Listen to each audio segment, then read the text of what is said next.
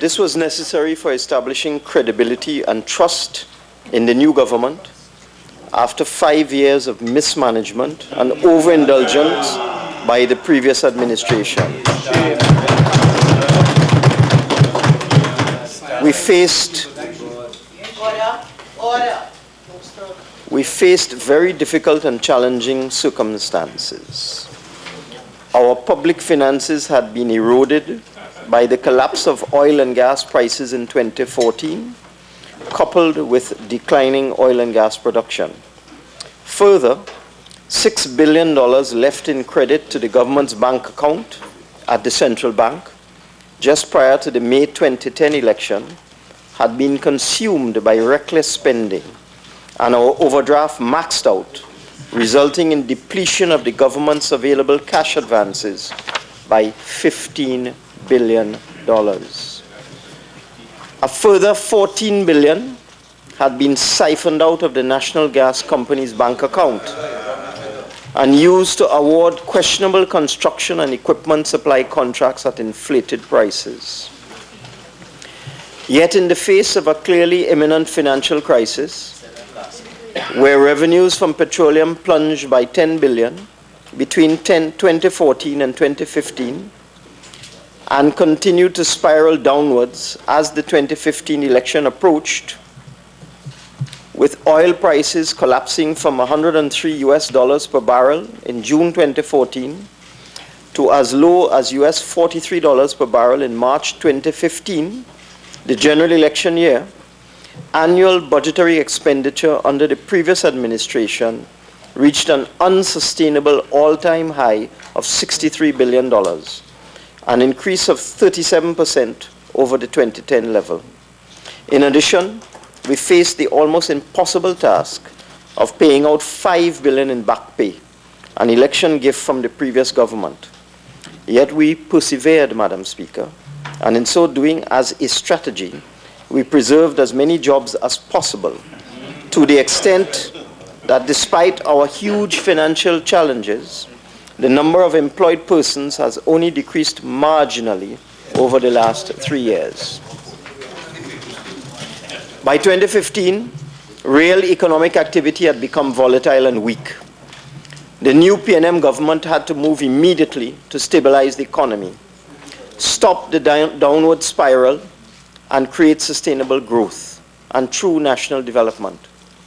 In pursuing these objectives, we sought to ensure that the collective public good and the national interest was paramount in our policy implementation process. Madam Speaker, the journey since then has been as difficult as it has been rewarding.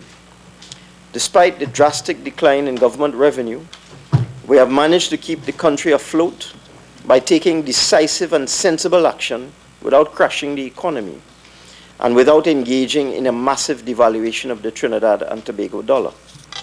I dare say the people of Trinidad and Tobago understand and appreciate our approach to pulling the country out of the deep, dark hole in which our predecessors left us. We were in a virtual financial abyss.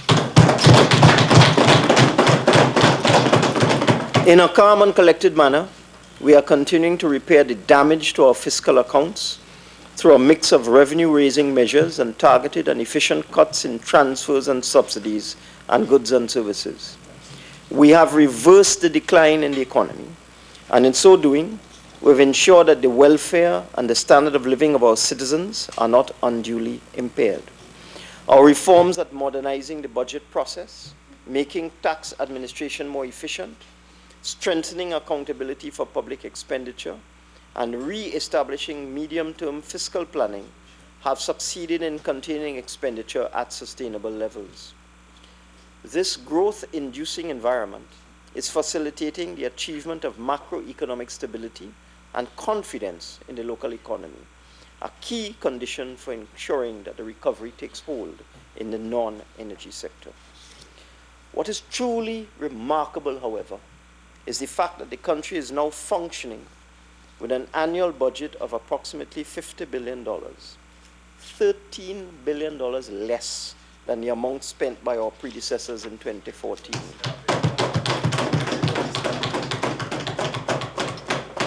By way of example, We now have over 95,000 senior citizens in receipt of a pension of $3,500 per month, which is almost 9,000 more than the number of pensioners in the system when we assumed office in September 2015.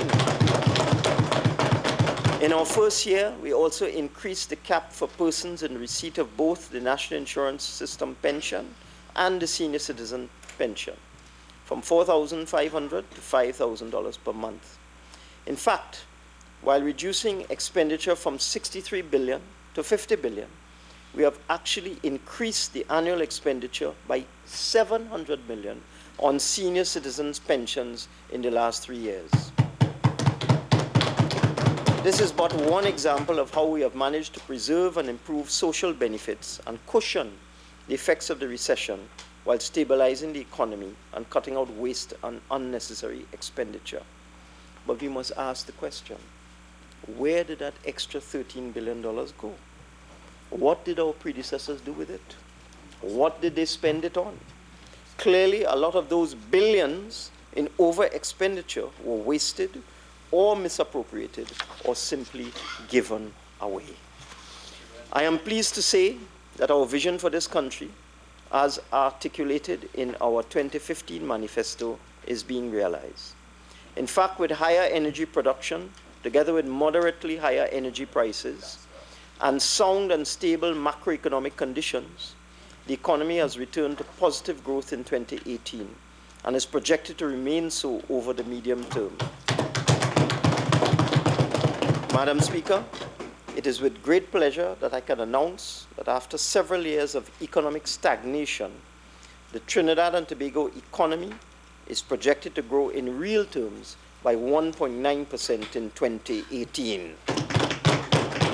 It is against this background that the theme for the 2019 budget reflects the unfolding economic situation, a genuine economic turnaround. I wish to take this opportunity now to commend the business and labor organizations, as well as those economists and public policy experts who willingly provided advice and well thought out recommendations for establishing a regime of sustainable socio-economic conditions. Many of their proposals have found their way into our plans and programs. Moreover, my cabinet colleagues have indeed been extremely supportive during our consultative sessions, and I thank them. Very importantly, the public officials at the various ministries and departments have worked beyond the call of duty. I wish to express my appreciation to them all. I cannot overemphasize the value of the work done by the public officials at the Ministry of Finance. We all owe them a huge debt of gratitude. They have become well recognized for the technical rigor of their work, their dedication, and for the promptness with which they prepare and circulate the several documents which inform the parliamentary debate on the budget. To this end, I have laid today in Parliament 11 supporting documents. Madam Speaker, our transformation is now being anchored on the National Development Strategy as outlined in our Vision 2030 document, laid today, which was developed by my colleague, the Minister of Planning and Development. The progress was laid today. This vision built on the vast consultation process which informed the preparation of the original Vision 2020, which was initiated in 2002 by no less a person than the current Prime Minister as the then Minister of Planning and Development.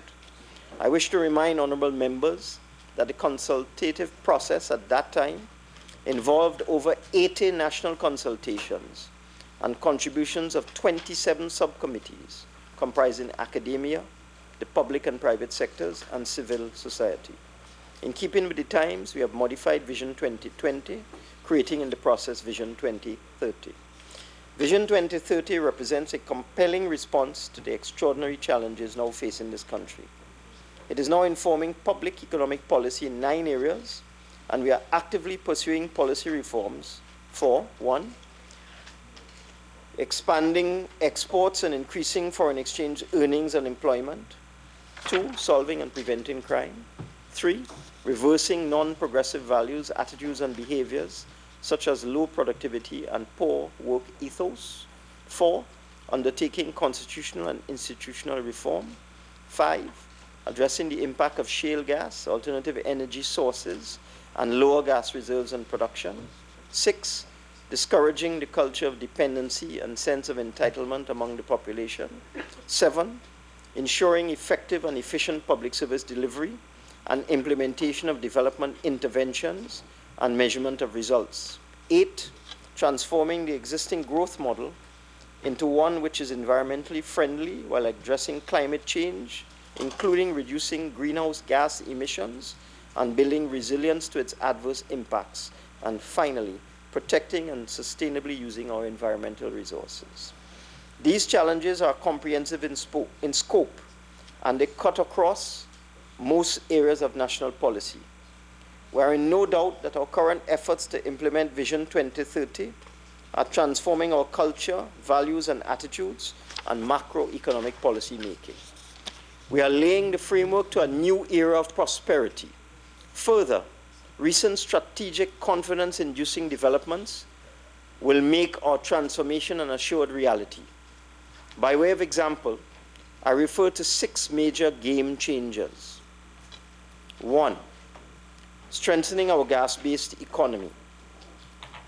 On August the 8th, 2018, the Prime Minister, Dr. the Honorable Keith Rowley, executed a terms of agreement with the government of Venezuela to secure a competitively priced, steady supply of natural gas from the Dragon field in Venezuela. The project will commence with 150 million standard cubic feet per day, with the possibility of that level rising to 300 million standard cubic feet per day. Importantly, this supply of gas will return our petrochemical center to full production and in the process make the sector a much more attractive source of investment. 2, buoyancy of the capital market. On August 9, 2018, we witnessed the resounding success of the National Investment Fund, $4 billion asset-backed bond, the proceeds of which have contributed to our revenue stream and did not increase our national debt. The incredible response of the national community, with an oversubscription of 82%, which included 7,436 individuals, represented a declaration of trust and confidence in our current policy making and in the future of this country. 3, the Petroleum Company of Trinidad and Tobago. On August 28, 2018, the road to sustainability. We began the process of reforming the Petroleum Company of Trinidad and Tobago and ensuring that the company will curtail its losses and be put on a path of sustainable profitability, including becoming once more a contributor to national revenue in the not-too-distant future through the payment of royalties and taxes. Petrotrin is exiting the unprofitable refining business and becoming a terminal business as an importer of motor gasoline, diesel, aviation fuel, liquefied petroleum gas, and other petroleum-based products for the domestic and CARICOM markets. Petrotrin is also now concentrating on exploration and production activities, and in the process will boost its current production level of 40,000 barrels per day, the foreign exchange earnings of which would redound to the benefit of the citizens of this country. We are taking steps to ensure that the workers are appropriately compensated with due regard to their welfare and that of their families. The 4th game changer, Madam Speaker, Sandals Golden Grove Tobago Project, a catalytic tourism event. The decision to establish a Sandals and Beaches resort in Tobago with 1,000 high-quality rooms represents a radical stimulus for the tourism sector in Tobago, which would now provide a platform for sustainable and economic and social development and place Tobago at the center of a very competitive tourism market. In tandem with a new airport terminal, increased airlift will allow Tobago convenient access to all points of major market sources. Employment opportunities and the provision of local content will have a multiplier effect on the economy of Tobago. The 5th game changer, new dry dock and shipbuilding ship repair facility. Revitalization of the Southwest Peninsula is being driven by foreign direct investment from China Harbour Engineering Company Limited and funding from Chinese banks. 2 major businesses will be established in Labrie, namely a dry dock with a shipbuilding and ship repair facility and a transshipment port. This project is expected to generate 2,700 direct jobs and 13,000 indirect jobs, thereby re-energizing and modernizing the formerly oil-based communities of the Southwest Peninsula. 6, 2 new state-of-the-art fast ferries. Revitalization of the Trinidad and Tobago Sea Bridge with a return to reliability and the highest quality. Honourable members, I appreciate that budget speech creates a lot of anxiety and excitement, but I think I've allowed sufficient leeway for members to settle and abide by Standing Order 53. Minister of Finance. Thank you, Madam Speaker. The 6th game changer. 2 new state-of-the-art fast ferries. Revitalization of the Trinidad and Tobago Sea Bridge with a return to reliability and the highest quality is firmly and securely on its way, with orders placed for 2 brand new modern fast ferries from Ostal and Incat for delivery in mid-2020. Both ferries will carry over 900 passengers and 250 cars at speeds in excess of 35 knots, making the journey to Tobago in less than 3 hours.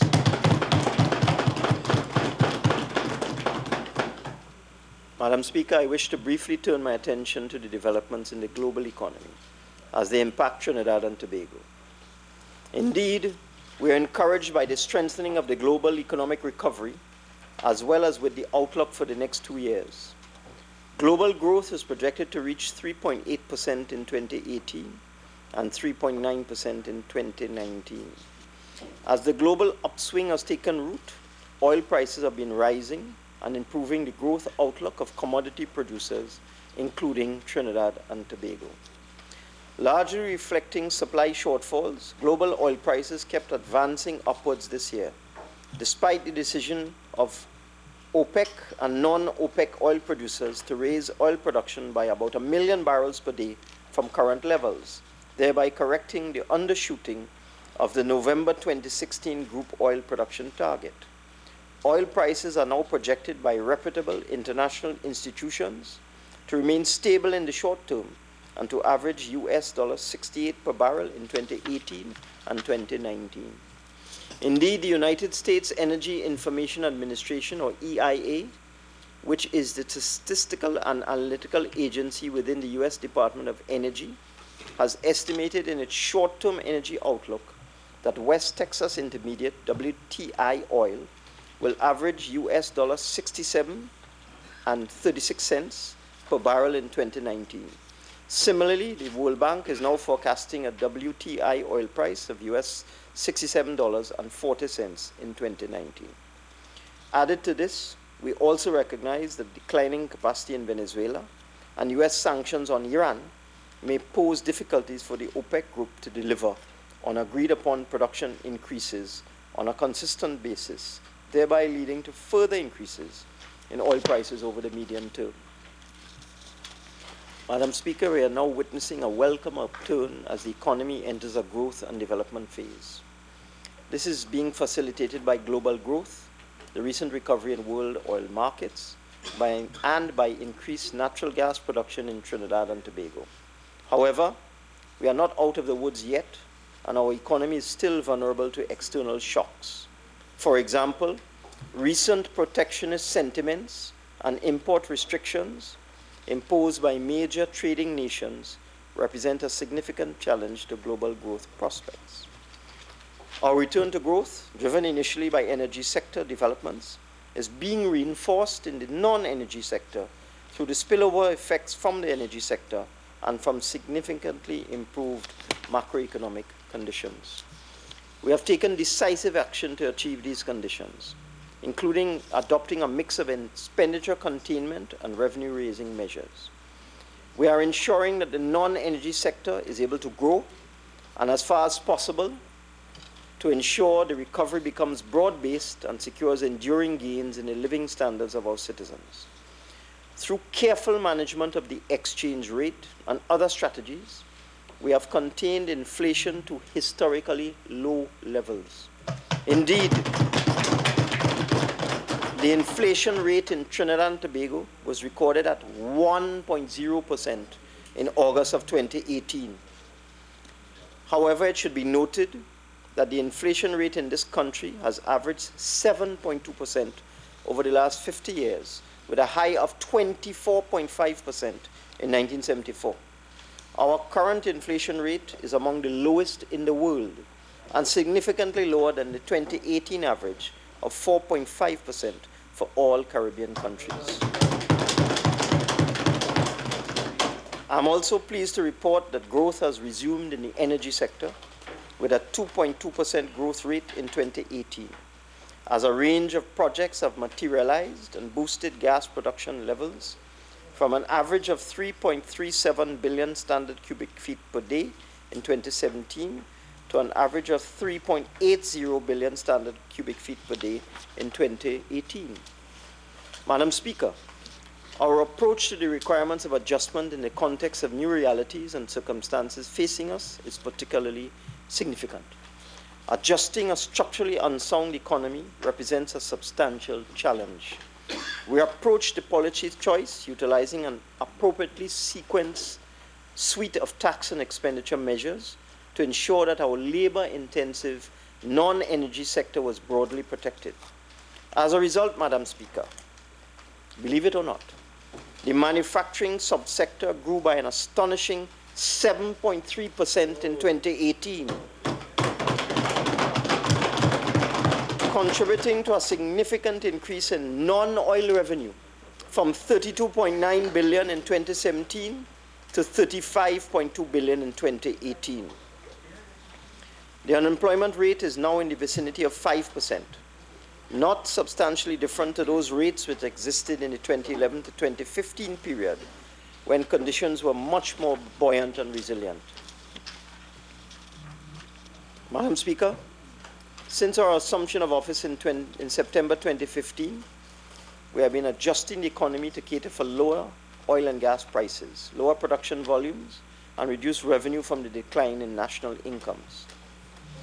Members of this Honorable House will recall the unsustainable levels of expenditure which prevailed in the 5-year period 2011 to 2015, peaking at 62.8 billion in 2014. At the same time, while expenditure increased exponentially, revenue only averaged 53 billion, with a low of 52.8 billion in 2013. In simple terms, the previous administration spent up to $10 billion per year more than it earned. Financing this $10 billion mismatch inevitably increased our debt burden. Immediately upon assumption of office, we were faced with a reduced revenue flow of 44.9 billion, creating a $20 billion gap between revenue and expenditure, with the 3-year revenue average for 2016 to 2018 being just $41.3 billion. It should be noted that this average revenue figure of 41.3 billion over the last 3 years is inclusive of significant revenue-raising measures and substantial inflows of capital revenue, or non-core revenue as we call it. An example of the non-core revenue measures we have had to rely upon is the recent $4 billion injection of funds from the National Investment Fund NIF bond issue.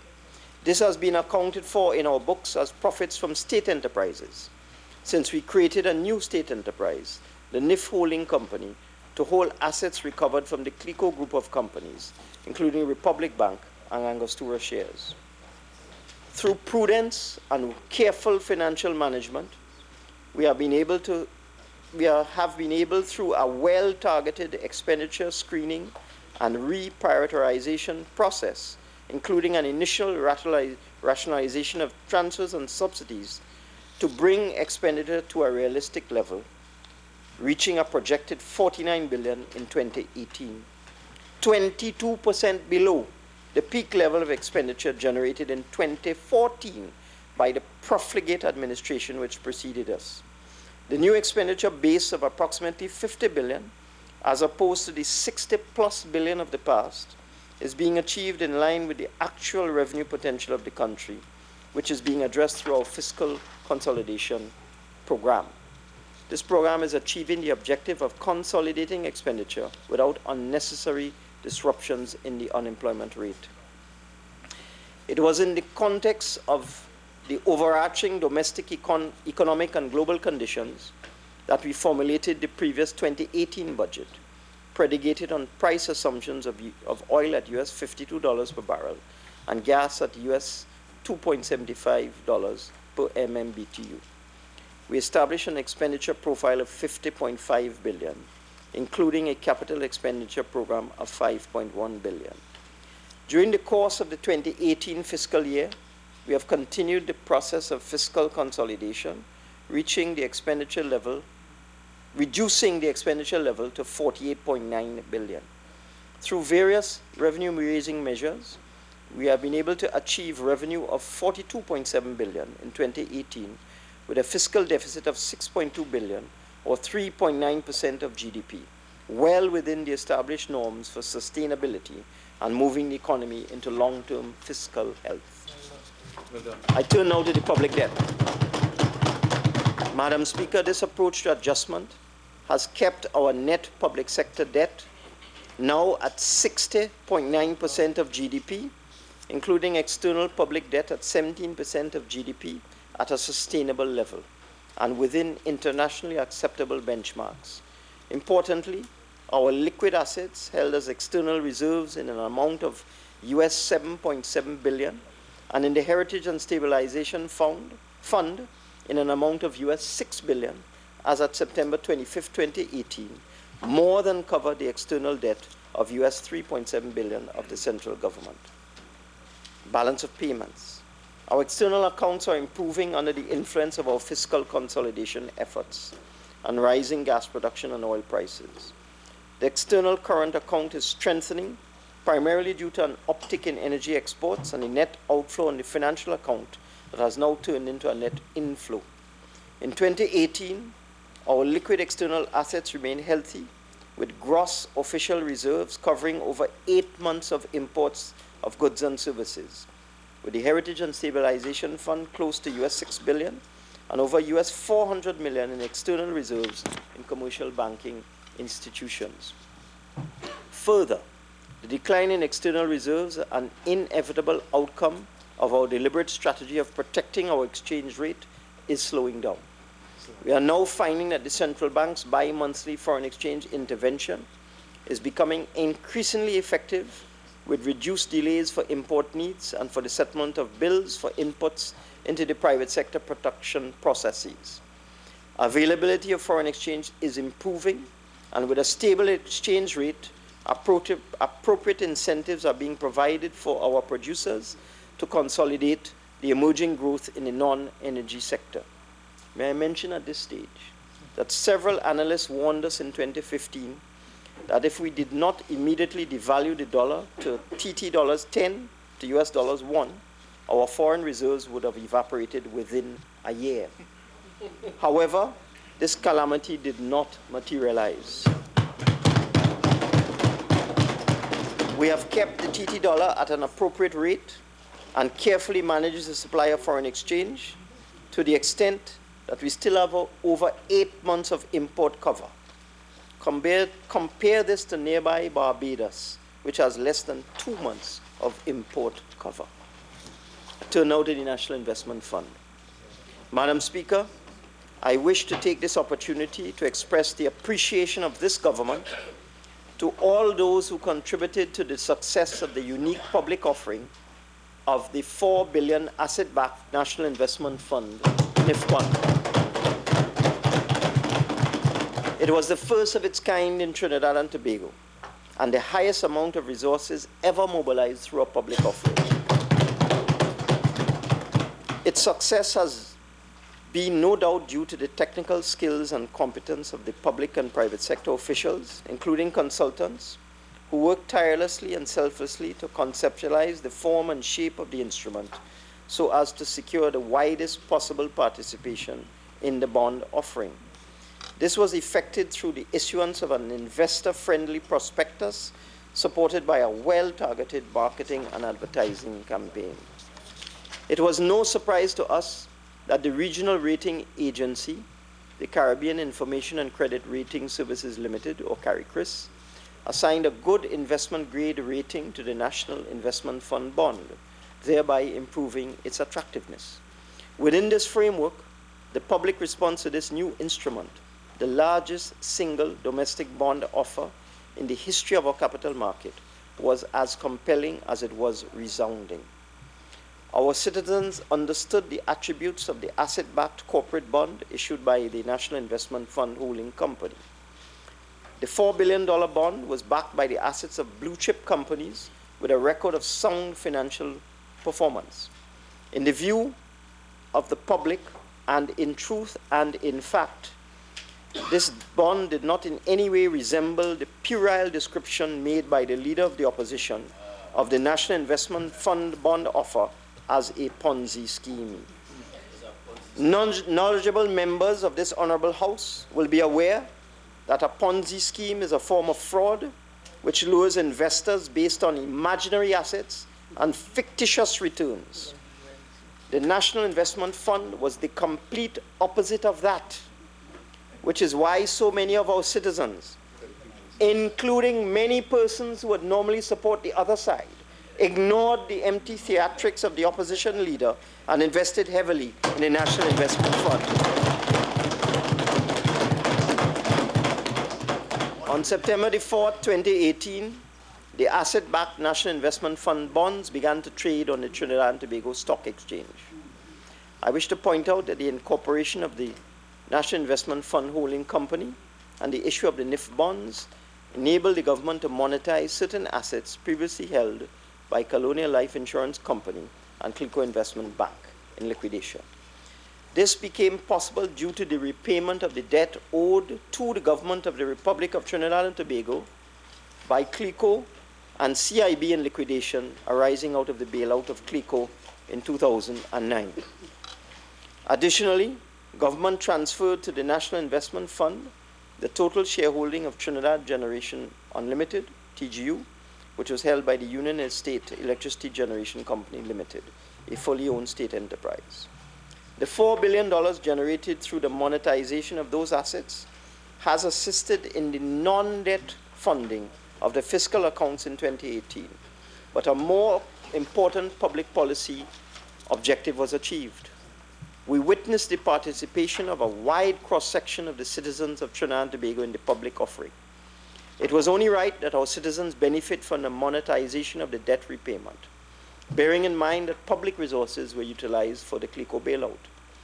These 7,436 investors, including the 667 corporate and institutional investors, are now benefiting from the stream of income flowing from investment in these bonds, consistent with their varying investment requirements, whether for 5 years, 12 years, or 20 years. In this process, with an additional 3,500 investors being added to the existing pool of stockbroking accounts, the capital market is being deepened and widened as a source for capital raising public and private activities. Madam Speaker, in each year during the tenure of the National Investment Fund bonds, investors would be paid fixed interest rates. After that payment, the excess cash earned by the NIF, net of operating expenses, will be transferred to a redemption reserve fund for the purpose of redeeming the bonds at their maturities. I wish to emphasize, Madam Speaker, that under the terms of the trust deed establishing the National Investment Fund, access to the redemption reserve fund is limited only to the trustee, and only the trustee will have responsibility for meeting the bond redemption payments. There is no role for the government with respect to the management of the redemption reserve fund. I wish to point out also that at the end of the tenure of all bonds, that is in 20 years, and with full redemption, the portfolio of assets will remain in the National Investment Fund. Government, as the 100% shareholder of National Investment Fund, will have full control of the assets in the fund and will be able to take whatever public policy decision it might wish relative to the portfolio. In other words, after all of the bonds are redeemed, all of the NIF assets will still belong to the people of Trinidad and Tobago. In summary, despite the negativity of the cynics, of which we as a country have quite a few, the NIF was a resounding success and exceeded its targets way beyond expectations. Allow me to inform this Honourable House that on February 9th, 2019, thousands of our citizens will be receiving their first NIF interest payment. And in this context, I wish to announce to the national community that there will be another National Investment Fund bond offered in 2019, similar to the 2018 offering. I turn now to the medium-term outlook. Our fiscal and external balances are stabilizing, consequent on the rise of energy prices in 2017, as well as our own ongoing fiscal consolidation efforts.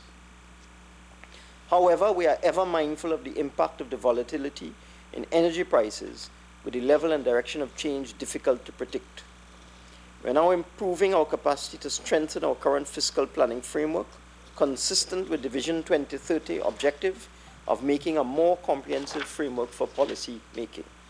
To this end, the medium-term macroeconomic and fiscal scenarios now prepared by the Ministry of Finance will initially inform the design of the upcoming macroeconomic and fiscal framework, which will become an integral part of our fiscal management system in the future. This type of careful fiscal planning was completely absent in the government that preceded us.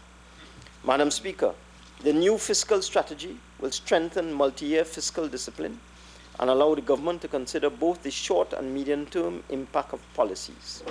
The setting of medium-term fiscal objectives will make expenditure and revenue much more predictable and sustainable.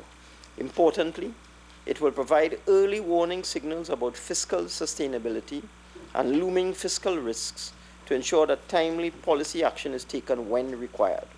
Technical collaboration with the International Monetary Fund is now underway with respect to the formulation of the macroeconomic and fiscal framework, including an approach to improving our macro-fiscal forecasting capability. In the context of this emerging framework, we have determined that because of the macro-fiscal work we have already done, as energy projects come on stream and the non-energy sector picks up, economic prospects are expected to improve over the medium term, 2018 to 2021. The economy is now projected to grow at better rates, 1.9% in 2018, reaching 2.1% in 2021. Increased levels of gas production will materialize in the context of the plans and activities of our gas producers. From 3.37 billion standard cubic feet per day in 2017 to an average of 4.14 billion standard cubic feet per day in 2021. This return to growth is taking place in the context of low and stable inflation rates, an average of 2% in the period 2016 to 2018 and now down to 1%. Recovery is taking hold in the entire non-energy sector. With a marginal decline in 2018, we are now projecting that growth in the non-energy sector will reach 2% in 2021. The medium-term fiscal adjustment is being stabilized at about 3.3% of GDP by 2021, in the context of an average revenue to GDP of 28% and expenditure of 32% in the period 2018 to 2021. We are also strengthening our tax administration, and through a comprehensive public expenditure review conducted by the World Bank, we are identifying cost savings in education, health, and social services, among others. This continuing review of current expenditure would generate substantial savings, which we will redirect to the most vulnerable segments in our society and to efficient growth and employment-enhancing capital programs. The public sector debt will remain sustainable over the projected period, 2018 to 2021, and within the acceptable international benchmark of between 65% to 70% of GDP. An increasing use of non-debt creating financing options will ensure the public sector debt remains sustainable. The favorable external environment with stronger energy prices is driving projected current account surpluses, which as a percentage of GDP are expected to average 7% of GDP, current account surplus, in the period 2018 to 2021. Gross international reserves would remain at a level considered to be robust and healthy by any international standard. Madam Speaker, through this mix of macroeconomic policy interventions implemented over our planning period, we are shaping the development path over the longer term to the benefit of all citizens in this country. Turn now to global ratings. The 2018 assessment of the Trinidad and Tobago economy by S&P Global Ratings, the international ratings agency, was consistent with our own technical appraisal. In fact, the agency envisaged a mild economic recovery over the medium term, driven by moderately high energy prices and higher gas production levels. For this reason, S&P Global Ratings affirmed its BBB plus rating for Trinidad and Tobago, maintaining its investment grade quality, but revising its outlook to negative from stable, citing the importance of maintaining the current economic and financial trajectory. The present positive outlook should motivate Moody's Investor Service to reverse its 2017 assessment of BA1. And going out to institutions, start with gambling, gaming, and betting. Madam Speaker, the regulatory framework for gambling, gaming, and betting is long overdue. As reported recently to the Parliament, we have made significant progress in the meetings of the Parliamentary Committee appointed to consider the Gambling, Gaming, and Betting Bill 2016. The bill has been carried over to the new parliamentary session, and with bipartisan support, I expect the legislation emerging from the deliberations of the Joint Select Committee to be approved shortly. Accordingly, with the associated corporate infrastructure in place, the new Gambling Control Commission and best practice regulatory system can be established and up and running in 2019. Procurement. Madam Speaker, the procurement regulator has been actively building capacity within the Office of the Procurement Regulation. I am advised that staffing and training is in progress, and barring unforeseen circumstances, the new procurement regime utilizing best practice could be in place in the first quarter of calendar 2019. I wish to share with this Honourable House some of the provisions of the Public Procurement and Disposal of Public Property Act 2015 in anticipation of its full proclamation. Indeed, the Act applies to all public bodies and public-private partnership arrangements receiving public money, so they must become familiar with the provisions of this legislation. Essentially, any procurement of goods, works, services, retention, or disposal of public property, which is not done in accordance with the legislation, and any procurement contract or agreement which is also inconsistent with the legislation, could be deemed void and illegal by the regulator. All public procurement and the disposal of public property must be effected in a manner consistent with the provisions of the legislation. A great deal of emphasis will be placed on the delivery of local content in our new procurement arrangements. Procurement arrangements within our ministries, Madam Speaker, departments, and public bodies will now become known for their integrity, transparency, and value for money. Tax administration. Honourable members will recall that I shared with them the Tax Administration Diagnostic Assessment Tool TADAT performance report on Trinidad and Tobago. This specially designed tool, TADAT, has allowed us to gauge the performance of our tax administration with clear guidelines and priorities for reform. We had long recognized that our tax system was underperforming as far as domestic revenue mobilization was concerned. Although we had made substantial and significant progress in reforming the taxation system for improving domestic revenues. We did so as a country in the 1990s with the introduction of the value-added tax, and in the early 2000s with the lowering of income tax rates and the simplification of the income tax system. Madam Speaker, despite the implementation of these best practice initiatives, our revenue administration continues to suffer from serious problems of governance, extensive non-compliance, and weak organizational structures.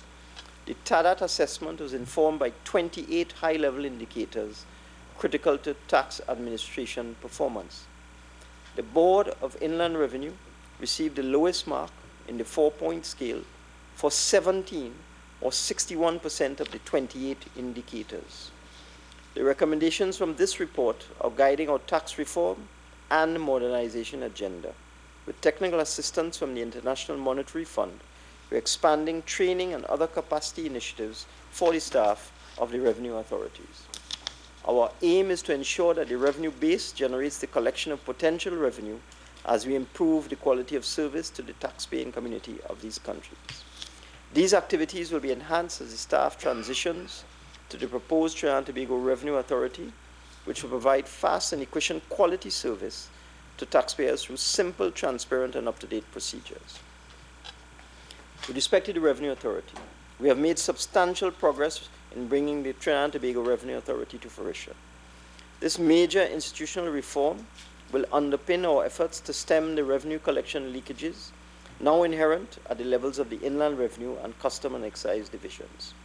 Upon its establishment in 2019, best practice standards in domestic tax administration would be embraced with greater efficiency in domestic tax mobilization.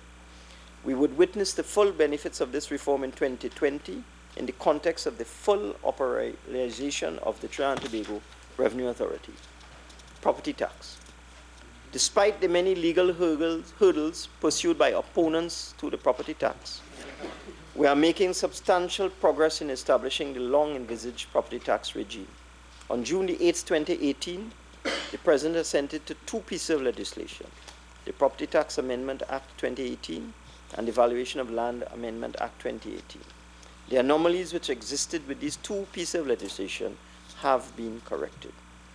We have been building capacity in the Office of the Commissioner of Valuations with the recruitment and training of field assessors and supervisors and other technical personnel.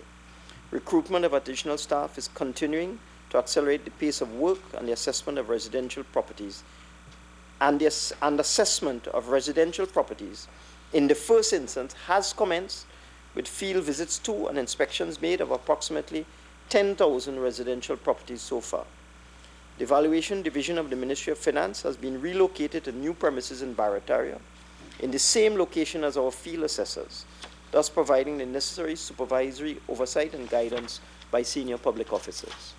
Further, accommodation for field assessors at other valuation offices throughout Trinidad and Tobago in Aruca, San Fernando, Point Fortin, Sangre Grande, Chaguanas, and Tobago is being finalized. The current plan is for the Board of Inland Revenue to issue notices to property owners for the payment of property tax in 2019. Let me assure this Honourable House and the national community that the property tax will not be required to be paid on a retroactive basis.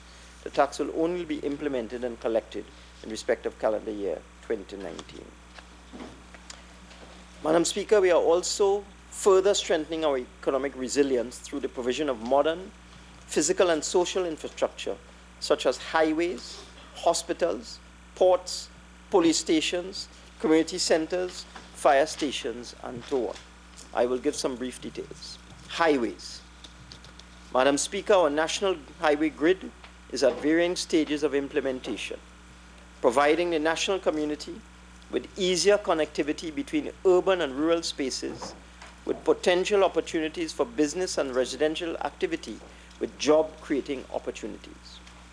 The San Fernando to Point Fortin Highway is advancing to completion in 2020 with road accessibility to Debe, Pinal, Faizabad, Labre, Point Fortin, and Siparia.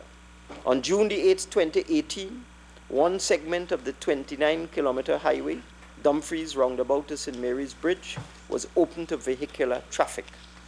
The Valencia-Toco Highway is now moving to construction phase with a hybrid route alignment, which will involve the upgrade of segments along the 23-kilometer existing roadway of Valencia Road and the Toco Main Road, and segments of a new road construction comprising 20 kilometers, starting from the new Ojo Road roundabout on the Churchill Roosevelt Highway extension to Manzanilla. This alignment will open the Toco area through increased roadway capacity and ensure greater connectivity between Toco and the rest of Trinidad and Tobago. Madam Speaker, after overcoming a legal challenge, the Churchill Roosevelt Highway extension to Sangre Grande is being constructed in phases with the Camuto to Toco Main Road segment as the first phase. Phase 2 involves the Toco Main Road to Manzanilla segment, and Phase 3 comprises the Kamuto Road linked to the Churchill-Roosevelt highway segment. The Moruga Main Road is being rehabilitated in 3 phases, from Piti Cafe in the north to Marak Village in the south. It would facilitate safe and efficient movement of people, goods, and services, and serve the major communities in the region, such as Indian Walk, Fifth Company, St. Mary's, Kachipe, Rock River, Bastia, Boisjin, Grand Chimène, Laloun, or Boisjin, Grand Chimène, Laloun, and Marak, and would generate employment directly and indirectly during and after the completion of the project. It will provide safety and comfort to road users and pedestrians. The Toko Port. The proposed ferry port in Toko is now in the design stage. The new ferry port will provide a faster alternative sea route to Tobago from East Trinidad, with a travel time of 1 hour, 1/3 of the current transit time from Port of Spain to Tobago. The new port facilities would open up the entire northeast region of Trinidad for new industrial, residential, and commercial development, with the surrounding communities benefiting from increased economic activity and the generation of good quality jobs. The Labre dry docking facility. The growth and development of the economy is being further facilitated by the recent foreign investment decision by the China Harbour Engineering Company Limited, or China Harbour, to establish a maritime business anchored on a dry docking facility at Labre in southwest Trinidad. On September 7, 2018, the National Infrastructure Development Corporation, NIDCO, and China Harbour executed a cooperation agreement for the development over a 3-year period and at a cost of US $500 million, over 3 billion Trinidad and Tobago dollars, of a range of businesses, including construction of a large container and bulk transfer terminal for a transshipping business, and a large dry docking construction and an outfitting terminal for a shipbuilding, dry docking, and repairing business. Madam Speaker, significant construction activity will be undertaken to facilitate the establishment of these 2 business units through deep water channel excavation, basin dredging, offshore reclamation, and terminal land construction. Substantial business opportunities will be available to our citizens in the Southwest Peninsula, with more than 3,500 direct and 5,700 indirect jobs being created. During the operational period, the various business units will create 2,700 direct and 13,000 indirect jobs, including for fitters, fabricators, electricians, assemblers, welders, and mechanics. We are particularly pleased that China Harbour will not only be the lead contractor for the project, but will also invest in the project as a 30% equity partner and assist in accessing funding from Chinese banking institutions. We are very much assured that the people of Labre and its environs will now reinforce their record for excellence in performance in all business and industrial-related activities which had previously existed in those areas, and join the global value chain which is central for making the project viable and profitable. The Moruga Fishing Port.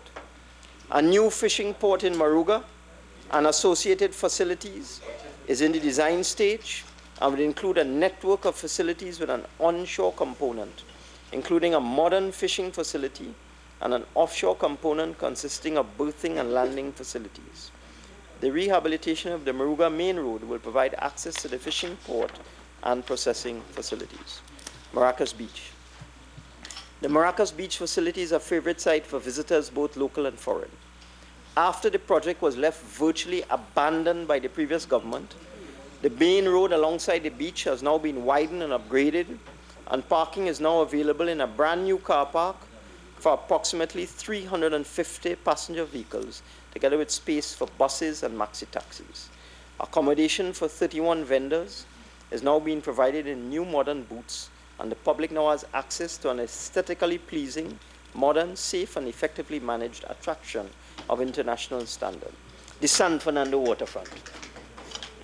Madam Speaker, the San Fernando Waterfront Development and Regeneration Project is modernizing King's Wharf Central and South nodes, and upon completion in 2020, at a cost of $144 million, it will generate new economic activities in a safe and secure environment.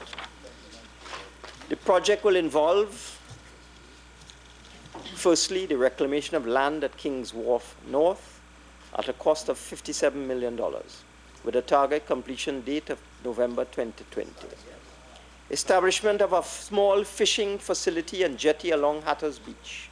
Construction of a mixed-use development inclusive of medium-income housing at Lady Hales Avenue, utilizing public-private partnership arrangements. And the development of an administrative complex at Chancery Lane, San Fernando, with 10 floors for office accommodation, 3 floors for commercial space, and 300 car parking spaces.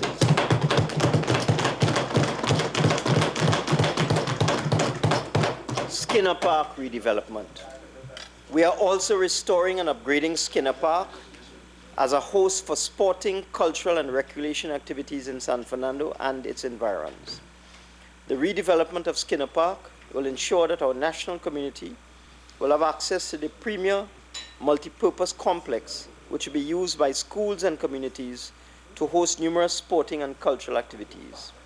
These 2 projects in San Fernando, among others, will create employment opportunities for nearby communities such as Pointe-a-Pierre. Pedestrian safety and traffic management. Madam Speaker, we are rolling out road and highway infrastructure to ensure the safe and efficient movement of pedestrians and vehicular traffic. The Sea-Lots walkover across the Beetham Highway and the water taxi pedestrian walkover to the Brian Lara Promenade over Wrightson Road will provide our pedestrians with ease of access to several centers of interest in a safe and secure manner. The Curep interchange, which is slated for completion in 2019, is continuing the process for the removal of traffic lights along the Churchill Roosevelt Highway, and in the process would facilitate the unimpeded flow of vehicular traffic along that important route in the highly populated Eastern Corridor all the way up to UWI. These initiatives, when combined with speed cameras and breathalyzers, would consolidate the already improving safety on our roads. Indeed, we are on track to have the lowest number of road fatalities in almost 3 decades, 30 years. Lowest number of road fatalities in 30 years. Coastal protection. We are re-establishing our coastal communities as models for sustainable development through our stabilization work to contain the enduring process of coastal erosion. Benefiting from these works at a cost of $370 million over a 6-year period would be Mayaro, Guayaguari, Granville, South Cocos Bay, Cap Deville, Matelot, Grand Rivere, Sans Souci, Quinam, Manzanilla, and Little Rockley Bay in Tobago. Hospitals. Madam Speaker, we have been screening our expenditure on the health sector in pursuit of our public policy objective to deliver quality public health care services to our citizens consistent with global standards. Based on an integrated hospital sector delivery model, basic primary and secondary health care services will be brought within the reach of our citizens wherever they reside. Healthcare services are being provided by our public health institutions, which are increasingly skillfully managed and are becoming fully accountable to our citizens. We are in the midst of an extensive construction program to expand, upgrade, and modernize our primary and secondary health institutions. The Point Fortin Hospital is scheduled to be operationalized in September 2019. With financing of just under $1 billion provided by the government of the Republic of Austria, the new hospital will have 100 beds for inpatients and 16 additional beds for daycare patients. We expect that upon commissioning, this hospital with state-of-the-art equipment would generate between 800 to 1,000 jobs in all disciplines, including security, administration, biomedical, nurses, interns, house officers, cleaners, and consultants. Our citizens in the Southwest Peninsula, including Point Fortin, Labray, Cedros, Icacos, and others, would benefit from the range of services offered at this institution, including maternity and obstetrics, hemodialysis, diagnostic and accident and emergency, and many others. Madam Speaker, the Arima Hospital is scheduled for completion in July 2019 at a cost of 1.2 billion, and with 150 beds will serve the surrounding communities of Arima, including Dabadi, La Joqueta, Malabar, and Aruca. Delivery of services would not be substantially different from those provided at the Point Fortin Hospital, the Port of Spain General Hospital Central Block. It is being developed at a cost of $1.7 billion. Upon completion, it will provide 540 beds and substantial clinical services for the citizens who live in Port of Spain and in the surrounding communities. This project is being expedited in light of our decision to relocate the patients from the Central Block to other facilities consequent to the 6.9 magnitude earthquake which occurred on August 21, 2018. While the Central Block was not severely impacted, Madam Speaker, I wish to assure this Honourable House that this government is taking all the necessary action to deal with the situation in the best interest of our citizens. The safety of our patients and healthcare staff is our primary concern. The Couva Medical and Multi-Training Facility is now being operationalized under the remit of a new company, the Couva Medical and Multi-Training Facility Limited. The facility will be jointly owned by the Government of Trinidad and Tobago and the University of the West Indies. The Board of Directors is now seeking an operator for this state-of-the-art facility, which will be the new model of healthcare and will consolidate our entry into the area of health and health tourism. The board is also securing an offshore medical facility at this location. We are establishing a fee-paying structure for access to the services as well as a mechanism for meeting the expenditure associated with easy access by vulnerable and low-income groups. The University of the West Indies will now have access to another teaching and training hospital, catering for an additional 300 students. And yet another hospital, Madam Speaker, a new Sangre Grande hospital is scheduled to begin construction in 2019 on an expedited basis, utilizing the model for the Point Fortin Hospital, in particular the design and financing arrangements with the government of Austria. This hospital will be built at an estimated cost of $850 million and would be a 100-bed facility with a capacity for an additional 16 same-day patients and will provide broadly similar services to the Point Fortin Hospital. Police stations. The Trinidad and Tobago Police Service is being equipped with the relevant resources and the billing facilities to meet their essential operating needs. We are constructing modern police stations.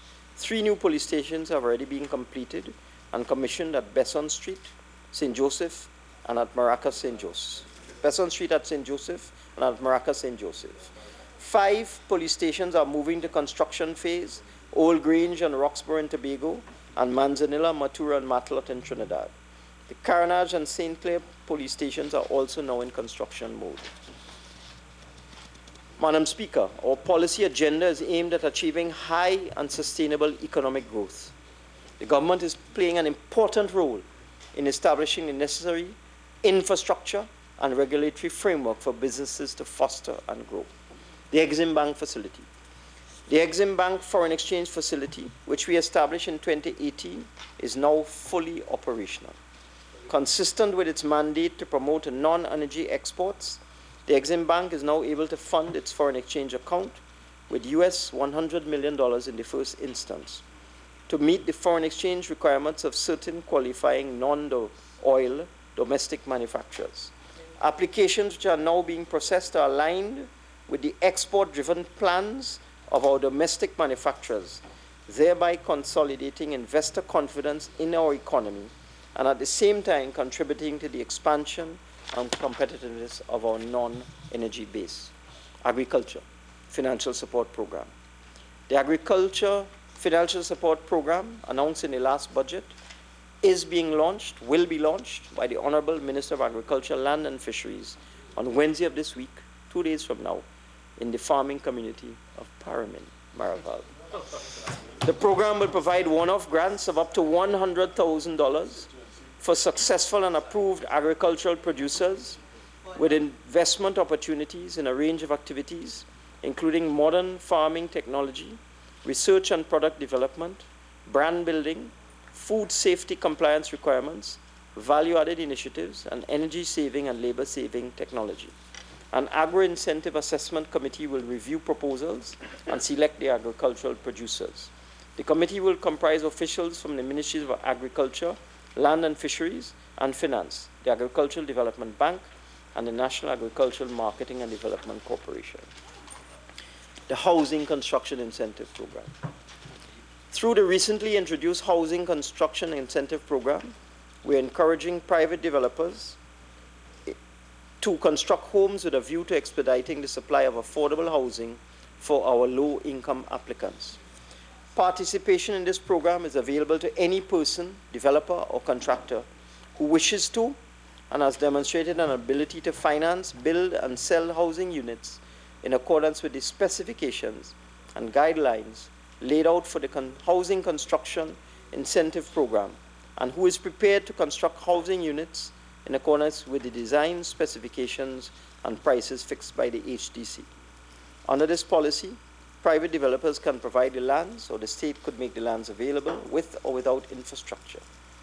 We have so far engaged 15 investors who wish to participate in the program, with an undertaking to construct 1,845 housing units by the end of 2021, when the program expires. Manufacturing. The manufacturing sector rebounded in 2018 with amazing growth of 7.3%, with growth in all manufacturing subsectors. We repeat that. The manufacturing sector rebounded in 2018 with amazing growth of 7.3%, with growth in all manufacturing subsectors. We are thus at a critical turning point in our growth and developmental phase. The recovery in gas production, the recent buoyancy in oil prices are driving the recovery and growth in other sectors. We are capitalizing on this window of opportunity. We are ensuring that the emerging macroeconomic conditions remain conducive to growth.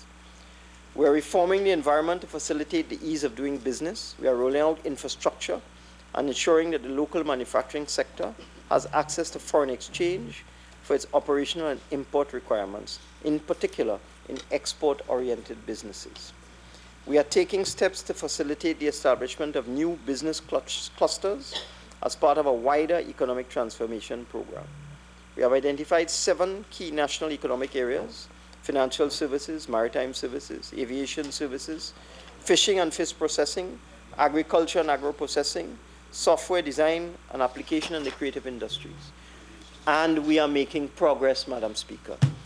In the maritime sector, the transshipment and coal stacking activities in the Gulf of Paria are attracting an upsurge of interest from both local and foreign entities.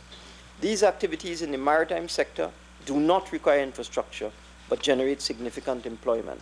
The yachting sector. Madam Speaker, our yachting policy is already paying dividends. Yacht arrivals have been on the increase, from 545 in January to June 2017 period to 683 by June 2018. This represents an increase of 25% in arrivals, bringing much needed business in yacht repairs and maintenance to Trinidad. We are ramping up our marketing and promotional planning, our international sensitization campaign, as well as training and certification with a view to maintaining the momentum of the current expansion. Yachting is an important tourism niche in Tobago, and to that end, we are expediting the development of a marina facility in Tobago, the proposal for which were closed in July 2018. We have also begun the process for identifying suitably qualified entities to submit proposals to establish and develop a national marina ferry terminal at Invaders Bay. Creative industries. We have been facilitating the development of our creative industry sector. During the period March to June 2018, the Live Music District program, which provides a platform for live music performances, became alive. Financial opportunities for those 160 artists who were selected for the Artist Portfolio Development Program were presented at 31 venues which showcased 340 performances. We envisage that this experience as a revenue-generating model, that with this experience, these artists will now have the opportunity to perform before larger audiences and undertake appropriate tours. In light of its success, the pilot program in Port of Spain will now be extended throughout Trinidad and Tobago with live music performances year-round, providing in the process collaboration among hotels and venues, in particular for tourism programs. Industrial estates. Many new businesses and industries are being promoted by the various industrial estates which are now being established. We are improving and expanding the supply of service industrial property. Existing industrial estates under the remit of ETEC are being packaged for ownership by the public. For this reason, we are moving rapidly to establish new projects as modern, high-performing engines of growth on a number of new estates and others like the Tamana Intech Park and the Phoenix Park Industrial Estate. We have determined a Phase 1 plan to divest 6 properties owned by ETEC, 5 undeveloped land sites, and 1 commercial building. We are introducing the private sector into the ownership of these estates through a competitive tendering process. We are entering into negotiations with 3 investors for 3 undeveloped land sites for which competitive bids relevant to their values have been submitted. We will re-advertise the other 3 properties to secure improved bids. But Madam Speaker, in collaboration with the Beijing Construction Engineering Group, we are developing a new modern industrial park in Phoenix Park, Couva, at a construction cost of US $104.3 million, almost 700 million Trinidad dollars, Madam Speaker, and financed by the Exim Bank of China. Under its Belt and Road Initiative, Trinidad and Tobago has been identified by the government of the People's Republic of China as the gateway for China to increase market integration and economic cooperation in the strategic region of South and Central America. Expanding our export-oriented and manufacturing base is integral to this process, in particular access to modern port facilities. Beijing Construction has already obtained interest in participation in the industrial estate from 10 Chinese companies involved in high-value and light manufacturing and emerging industries, for example, electronic technology, informational technology, energy-saving ecological building material, and biotechnology. In June 2018, ETEC executed a memorandum of understanding with Beijing Construction to advance the project, which will have a construction period of 33 months, will generate 1,000 jobs during the construction period and another 1,000 jobs during the operational phase. Once fully operational, the new park in Couva will provide space for 60 to 80 factory shelves and directly employ 4,000 to 5,000 persons, and in the process contribute to the expansion of our gross domestic product. Agriculture. Madam Speaker, the diversification of the agricultural sector remains a high priority for this administration. We are creating and sustaining competitive advantages in areas where our capabilities can be utilized to exploit national and global opportunities. We are utilizing state lands and or quality infrastructure as equity contributions to capitalize both domestic and international opportunities. The government-driven Moruga Agro-Processing and Light Industrial Park, now in the construction phase, represents quality infrastructure to support high-quality products capable of competing with international brands. The facility, at a cost of $77 million, will accommodate private businesses. There will also be facilities for canning, bottling, and freezing of finished products. Our already initiated interaction with farmers and other producers is settling the stage for production to start immediately upon completion of the project in March 2019. Madam Speaker, the recent sod turning for the next generation hatchery at Breckin Castle, Couva, is a public-private partnership driven under which The government has provided state lands to facilitate the construction and development by the private sector of a modern hatchery. This project would ensure that the firm remains relevant and competitive in the market and will consolidate the poultry sector, which is already contributing over 50% of the gross domestic product of the agricultural sector. We are also taking steps to ensure that our import permitting system, utilizing CARICOM regional standards for poultry products, will put our local processors on an even playing field and allow them to defend their market share against competition from importers who import chicken from North America, which can be as much as 3 years old. Madam Speaker, we are building on our competitive advantages within selected niche markets. We are continuing to rehabilitate our coconut, cocoa, and citrus industries. Under the Coconut Rehabilitation and Replanting Program, 2,000 coconut seedlings were distributed to our farmers, 15 of whom in the East Coast were provided with technical support. The Cocoa Rehabilitation Program is focusing on improvement in varieties. The citrus industry was provided with 2,300 disease-free citrus plants and 3,000 kilograms of seeds. Tourism. We have been reforming the tourism framework with the aim of catalyzing the economic impact of a striving tourism sector. The sustainability and success of the sector will now rest on 2 pillars. The Tobago Tourism Agency is already developing and marketing the Tobago tourism product as a leisure-based location, while the Tourism Trinidad Company is marketing Trinidad as a location for meetings, conferences, and exhibitions. Sandals Tobago. Within this framework, the Sandals Golden Grove Tobago project represents a major turning point for the economy of Tobago. The Sandals and Beaches product will be built at Baku Golden Grove and will be owned by the people of Trinidad and Tobago and equity partners. But the hotel will be managed and operated by Sandals Resorts International. The resort will have approximately 1,000 rooms and up to The resort will have approximately 1,000 rooms and up to 2,000 permanent employees with significant linkages to the local economy.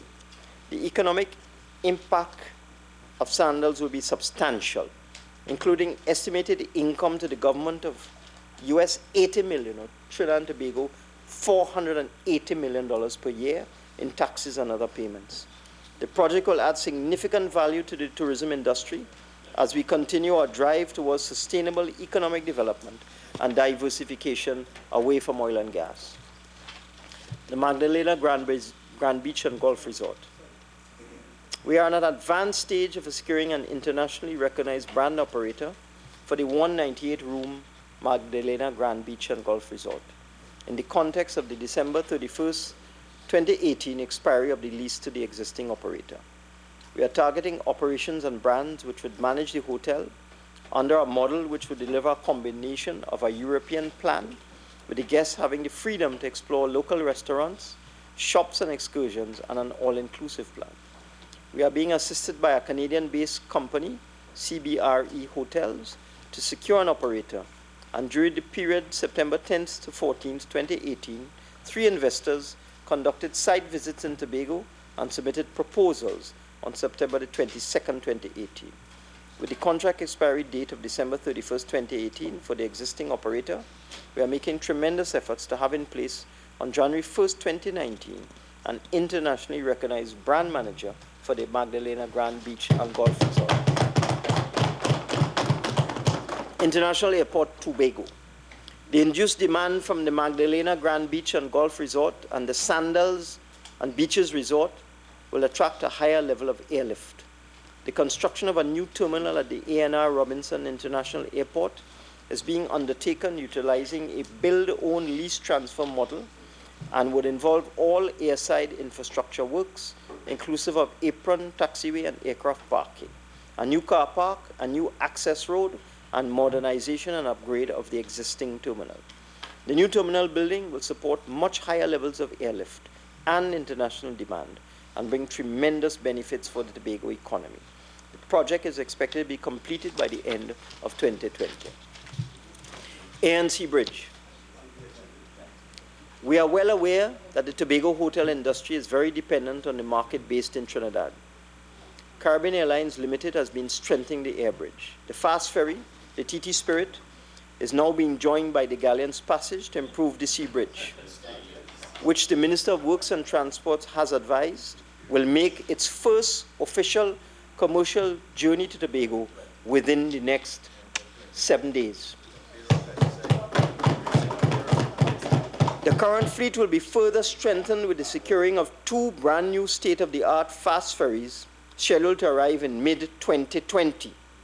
The ferries are being procured from 2 world-class Australian-based companies, Austal and Incat.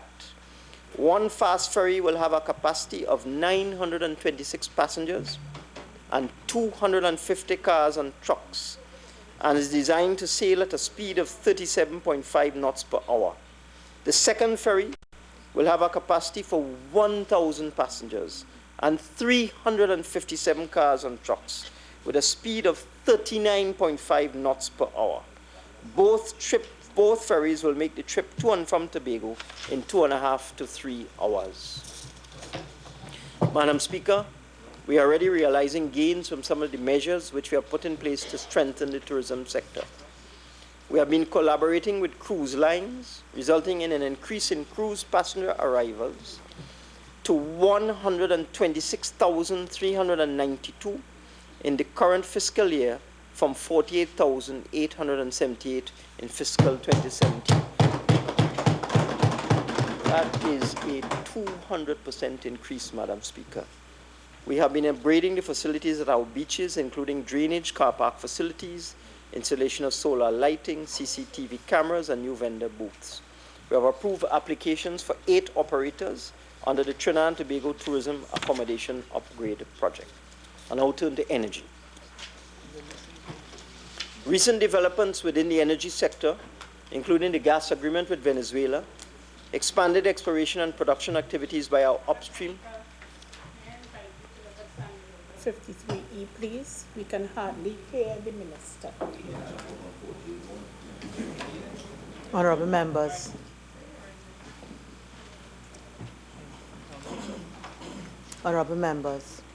I again encourage you all to please pay attention to the standing orders in terms of silence while the Minister is making his presentation, limiting yourself from excessive crosstalk.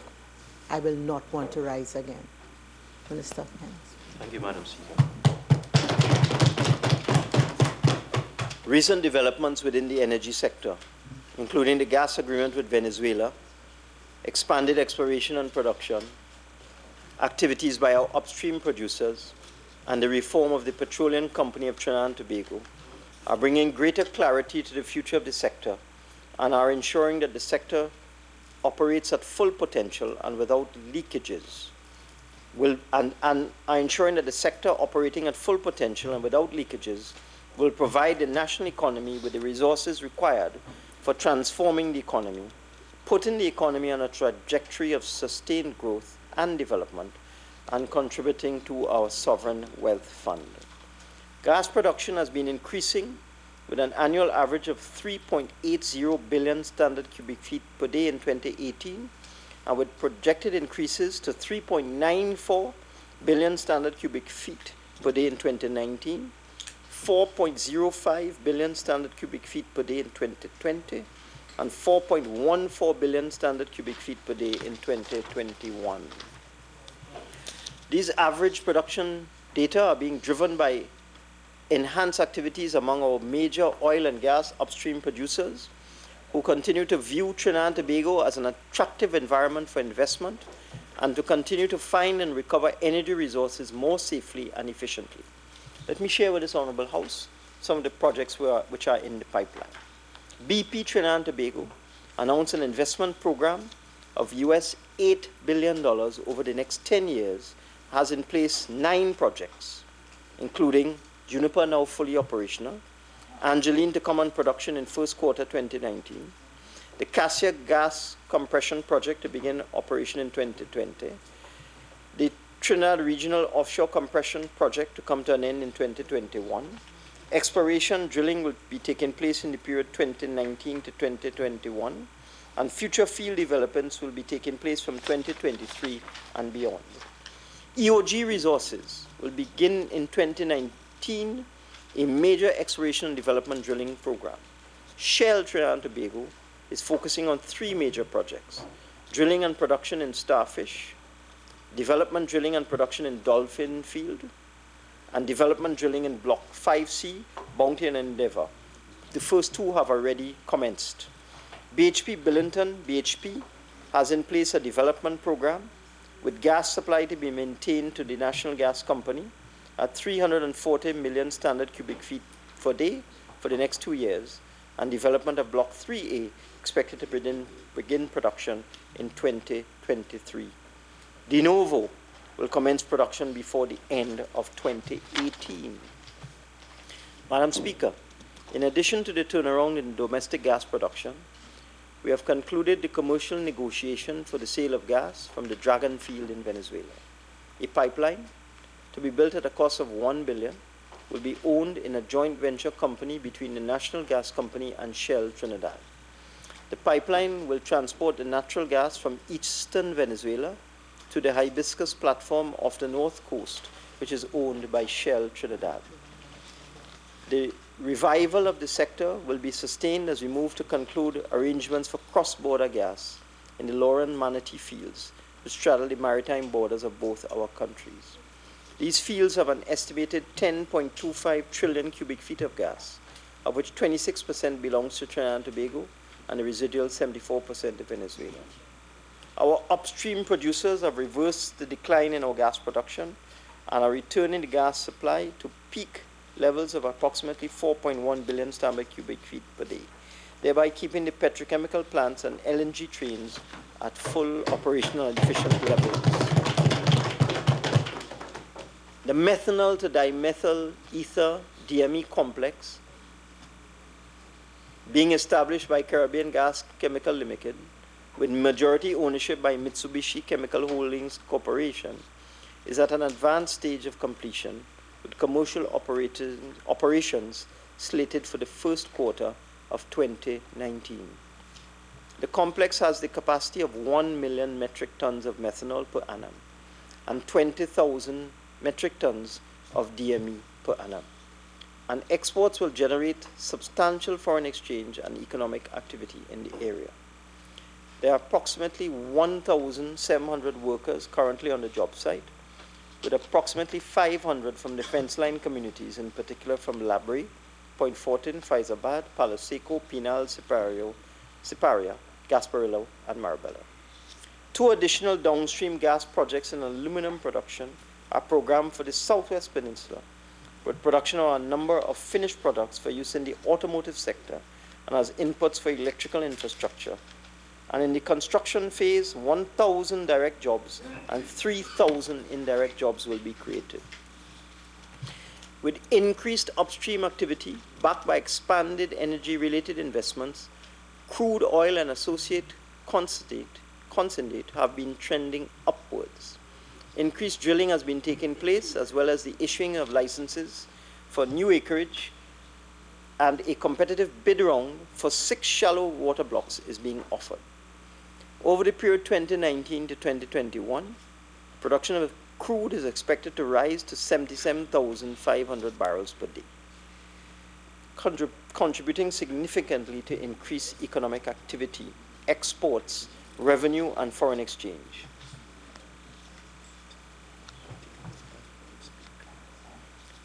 And the production trend could be consolidated by the renewed focus of Petrotrin on exploration and production activities, and by BHP Billington's Ruby Delaware project. This could push our annual combined production of oil to about 100,000 barrels per day and generate increasing levels of foreign exchange and enhance revenues from petroleum. Madam Speaker, we have become extremely concerned with transfer pricing malpractices and revenue leakage stemming from the commercial and contractual structure of the LNG trains. In order to ensure that the people of Trinidad and Tobago benefit from global energy prices, especially when these prices are at high levels, we have entered into negotiations with major upstream companies aimed at redressing the situation. The negotiations are centered on the existing contractual and commercial arrangements, the extension of the licensing of Train 1 and the production sharing contracts. The government has appointed an empowered negotiating team to conduct these negotiations with the upstream companies, and the team is assisted by expert international energy consultants and world-class oil and gas lawyers. Renewable energy. Madam Speaker, our commitment to the Paris Agreement on climate change, dealing with greenhouse gas emission mitigation, and the competing uses of our limited natural gas supply is driving the establishment of an enabling environment to facilitate the use of renewable energy for power generation. We have committed ourselves to increase energy supply by using renewables up to 10% by 2021. We have embarked on 2 projects to allow small producers of renewable energy to feed electricity into the national grid. And we will do so by amending the Trinidad and Tobago Electricity Commission TNTEC Act and the Regulated Industries Commission for utility-scale renewable energy development. Expressions of interest have been received from independent power producers for the development of utility-scale renewable energy power generation and 3 megawatts and greater. The request for proposals would be issued shortly to qualified independent power producers through build, own, operate schemes for grid-tied power generation and waste-to-energy.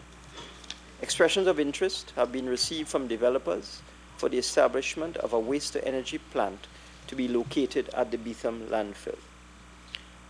Our commitment, Madam Speaker, to a 30% conversion rate to CNG for all government vehicles by 2020 has not been as successful as we had envisaged. As a result, we have decided to mandate all government agencies to adhere to that objective by introducing into existing tendering arrangements for motor vehicles, whether being purchased or leased, a provision that a minimum of 30% of all such vehicles should be provided either through original equipment, manufacturer OEM, or CNG converted. I turn now to Petrotrin.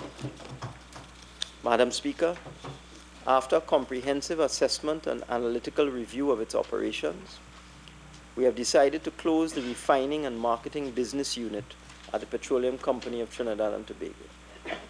We are repurposing Petrotrin, which would now focus on the full exploitation of its exploration and production activities, and on a new terminaling business, through which imports will now meet the demand of Trinidad and Tobago and the CARICOM region for the refined products previously produced by the refinery: motor gasoline, diesel, aviation fuel, liquefied petroleum gas, and other derived and refined products.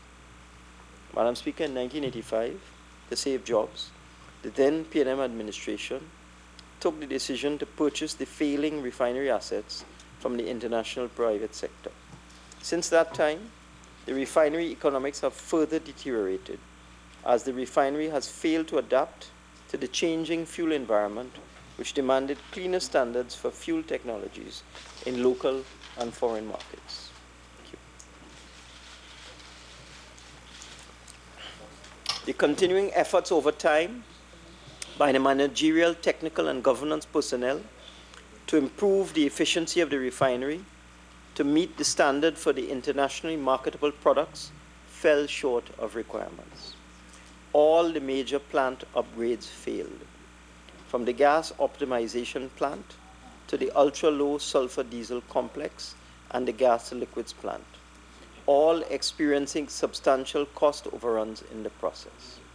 The cost of these upgrades has loaded the company with an unsustainable debt burden, approximately $12 billion, of which $5.78 billion is due in August 2019, while the company continued to incur persistent losses. The gasoline optimization program saw its cost rise from 2.45 billion in 2005 to 12.6 billion when it was completed in 2013. The cost of the unfinished gas liquids plant rose from 1.55 billion to 3.15 billion. The cost of the ultra-low sulfur diesel complex rose from 791 million to 2.89 billion. And while this project is 98% mechanically completed, it cannot be operated because the structural specifications were not followed, meaning that the foundation is faulty and cannot be used. It would take $2.5 billion to remedy the defects. Madam Speaker, in the context of these managerial failures, the size of the employee base at Petrotrin remained in the vicinity of 5,000, divided between the refining and marketing business unit and the exploration and production business unit. In addition, the monthly wage bill amounted to $183 million per month, or $2.2 billion on an annual basis. Coupled with this wage bill, Madam Speaker. Honourable Member for Point of Pay. I assure you will have the opportunity to respond in the debate. I assure you of that. Thank you, Madam Speaker.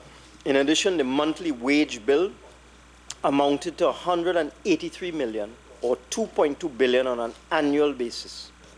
Coupled with this wage bill, the medical plan was running at an annual cost to Petrotrin of approximately $245 million per year, but with very low contribution rates by the employees ranging from $50 to $80 per month.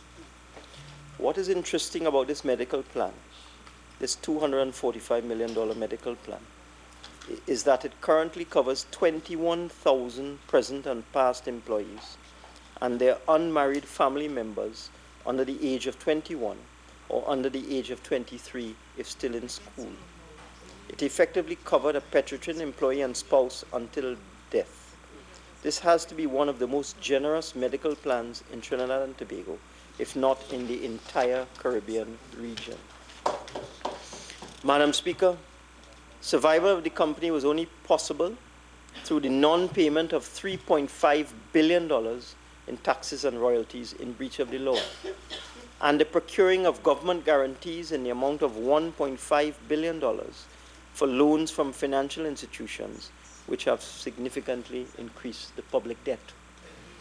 This has placed a severe burden on the Treasury and on taxpayers, especially in view of the fact that Petrotrin extracts 40,000 barrels per day of taxpayers' oil at a value of $6 billion per year, for which taxpayers receive no benefit.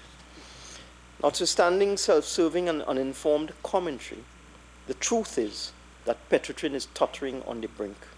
Action must be taken now. As recently as last month, Petrotrin approached the Ministry of Finance for financial support by way of another government guarantee in the amount of US $56 million or 380 million Trinidad dollars to purchase a cargo of crude oil, since the shipper refused to discharge the cargo without a guaranteed letter of credit.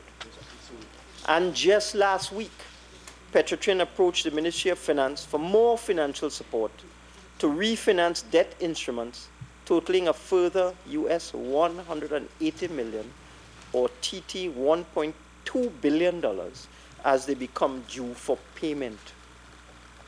In its present form, Madam Speaker, Petrotrin remains unprofitable, and whatever scenario is analyzed, it cannot generate a profit without drastic restructuring. The financials generated by independent consultants, both local and foreign, provide a grim outlook of a deteriorating financial situation which cannot be improved even if billions of dollars in capital are injected into the company, which capital is simply not available. The latest financials for the company are illustrative of a looming crisis which, if left unresolved, would have a serious impact on the national economy. Here are some financial statistics, Madam Speaker, for just part of the current financial year, which would alarm any rational person. Deficient working capital of $6.57 billion. A 9-month financial loss of $1.04 billion in the refinery and marketing business units. Unpaid taxes, levies, and royalties of $3.5 billion owed to the government. Short-term loans of $5 billion with the company, seeking a government guarantee for further short-term working capital credit support, for which it had already provided guarantees of $1.6 billion. Upgrade and maintenance work required in the amount of $7 billion for the aging plant and equipment at Labrie. If not, major oil spills will continue unabated. Declining land and marine production was taking place as investment resources were being transferred from the exploration and production division to the refinery operations, including for the purchase of approximately 100,000 barrels of crude oil per day at a cost of $47 million a day, the refining of which resulted in a loss of $3 for each barrel of oil refined, or $3 million per day. Escalating manpower costs, accounting for almost 50% of recurrent expenditure. There was no doubt at both the level of the company and the representative trade union, the Oilfield Workers Trade Union, that the business model in place at Petrotrin had become obsolete and uncompetitive, and its operating practices inefficient. The basic benchmarks for the company were inconsistent with global industry standards and best practice. To continue in its present state, Petrotrin will require an immediate cash injection of $25 billion, but the company will continue accumulating losses of approximately $2 billion per year. That capital is unavailable from the taxpayers of Trinidad and Tobago. The status quo is not sustainable. Even if it was decided to maintain the refinery and marketing business unit at a break-even level, the cost would be substantial, at approximately $7 billion, to finance a reduction in personnel, vastly improved efficiencies, a new ultra-low sulfur diesel facility, and other infrastructure upgrades. This $7 billion in financing is also unavailable from the government. To put things into perspective, it must be underscored that the Petrotrin refinery has been consistently losing over $2 billion a year for the last several years, a fact hidden from the public by the previous government. Indeed, the huge and unsustainable losses in the refinery were being camouflaged by the income from oil production and concealed through creative accounting and non-payment of taxes, a fact well known for years by all senior personnel at Petrotrin. Madam Speaker, it was these considerations which led us to a new business model for Petrotrin. The vision is for Petrotrin to be profitable and internationally competitive. It will be a leader in the local energy sector, and it will be an employer of choice and a source of national pride. To achieve this vision, we took a number of decisions. Closing the refinery is the only commercially sound and viable option, with the 40,000 barrels of local crude now exported and earning the country substantial foreign exchange. The exploration and production activity will be aggressively pursued to increase production from the current low level of 40,000 barrels per day to a minimum of 60,000 barrels per day, and in the process generating foreign exchange. And the petroleum-based products produced by the refinery will now be imported through the establishment of a terminaling business unit, and those products distributed to local and regional markets at profitable levels: motor gasoline, diesel aviation fuel, liquefied petroleum gas, and other derived and refined products. Madam Speaker, the refining assets will now be put in a separate company, and we would entertain any viable offer from any investor who might wish to utilize the assets. The Oilfield Workers Trade Union still has the first option to own and operate the refinery on the most favorable terms. This notwithstanding, we are acutely aware of the traumatic effect of this development on all the workers, their families, and on the wider fence-line communities such as Marabella, Pointe-à-Pierre, and surrounding environments. In order to minimize the overall negative effects of this inevitable decision to get out of refining, the Board of Petrotrin and the Oilfield Workers Trade Union have begun the process for ensuring that the employees of Petrotrin are provided with transitional finance for their reintegration into the national economy. The terminated permanent, temporary, and casual employees of Petrotrin will be provided with attractive termination packages. Early estimates put this termination payment at approximately $2.6 billion, consisting of $1.8 billion for all employees under the separation packages in 9 collective agreements, $555 million in back pay for all employees, $203 million in vacation pay for all employees, and $30 million in ex gratia payments for contingent employees. Further, Madam Speaker, Petrotrin has 2 pension plans which are both fully funded with a combined asset value of $10.7 billion. Let me repeat that. Petrotrin has 2 pension plans which are both fully funded with a combined asset value of $10.7 billion, and which, according to the latest actuarial valuation, will meet all obligations and liabilities relating to these plans. Both monthly and weekly paid employees contribute to the pension plans. Employees contribute 7% of base salary plus cost of living allowance on a monthly or weekly basis, while the company contributes 14%. Madam Speaker, in the transition, 1,400 employees would be eligible for early retirement, 800 employees will be recruited for the exploration and production unit, and 200 for the terminaling business unit. I wish to reiterate on behalf of the government that we will do all that we can to assist displaced workers at Petrotrin to transition to their new circumstances. We will provide all available support at our disposal, and we will work with the company to ensure that adequate funds are available to pay termination benefits on time and in full. Madam Speaker, the government is ramping up its expenditure in surrounding communities through social support and infrastructure activity.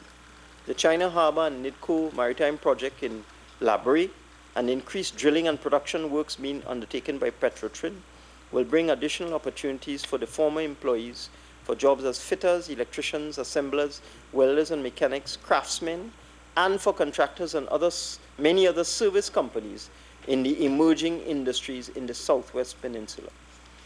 We are confident that the reinvented Petrotrin will resume its rightful place as a leader in the oil and gas sector of Trinidad and Tobago, and will become a profitable and efficient entity that makes a positive contribution to the Treasury. May I also point out that the company has advised that it will continue to be a significant earner of foreign exchange in the vicinity of US $200 million plus per year after it completes the transition to its new business model. Human capital. Madam Speaker, our human resource capability is an essential requirement for undertaking and implementing successfully key actions and initiatives for achieving our long-term development goals. Before I proceed, as was the case last year, Madam Speaker, I wish to emphasize that it is not humanly possible to deal with every area of government activity in this budget statement.